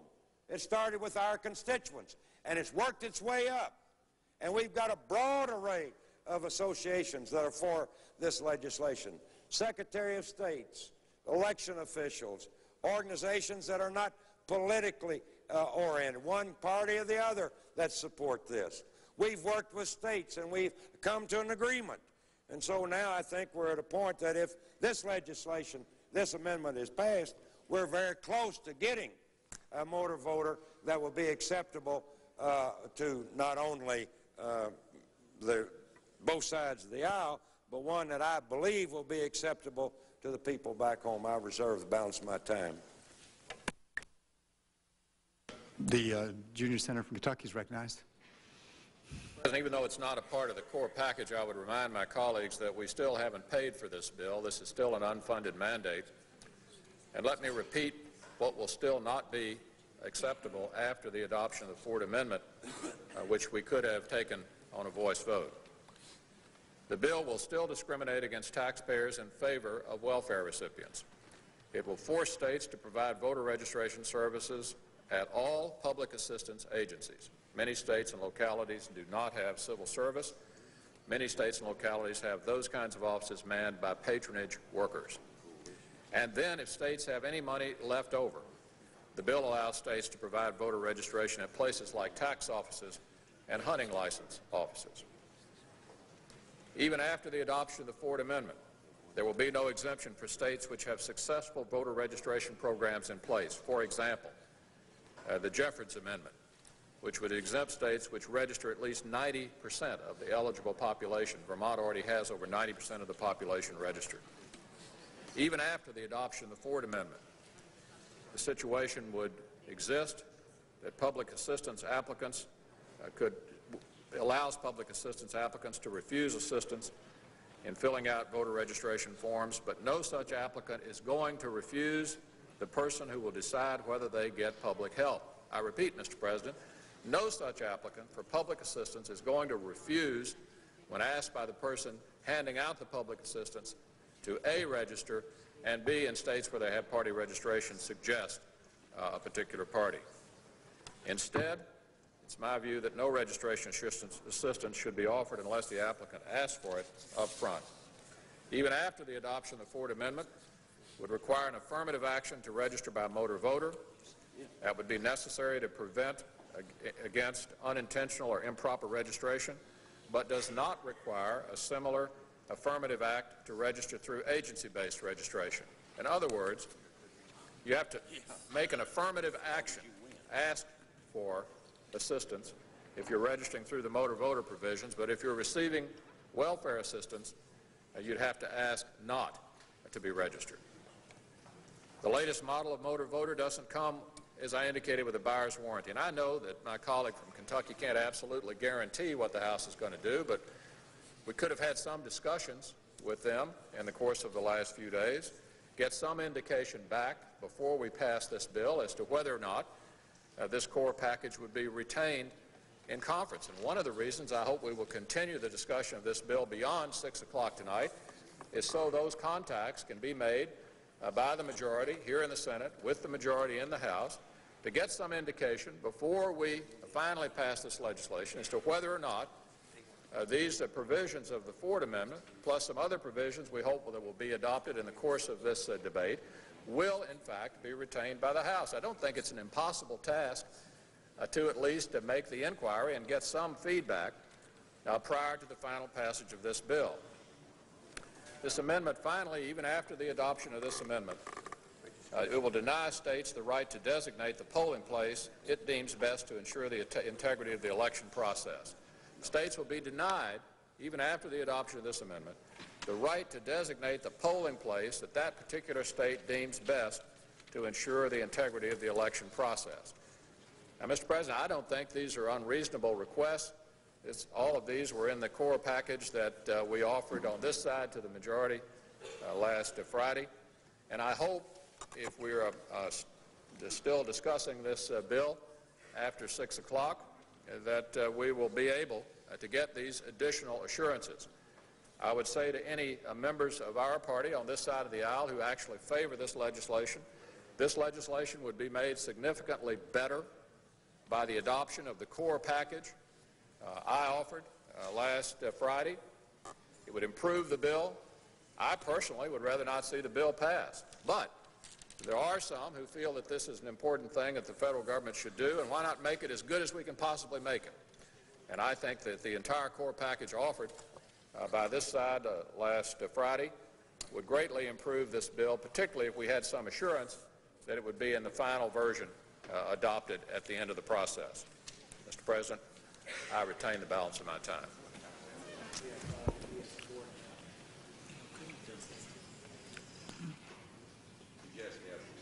Clerk will call the roll.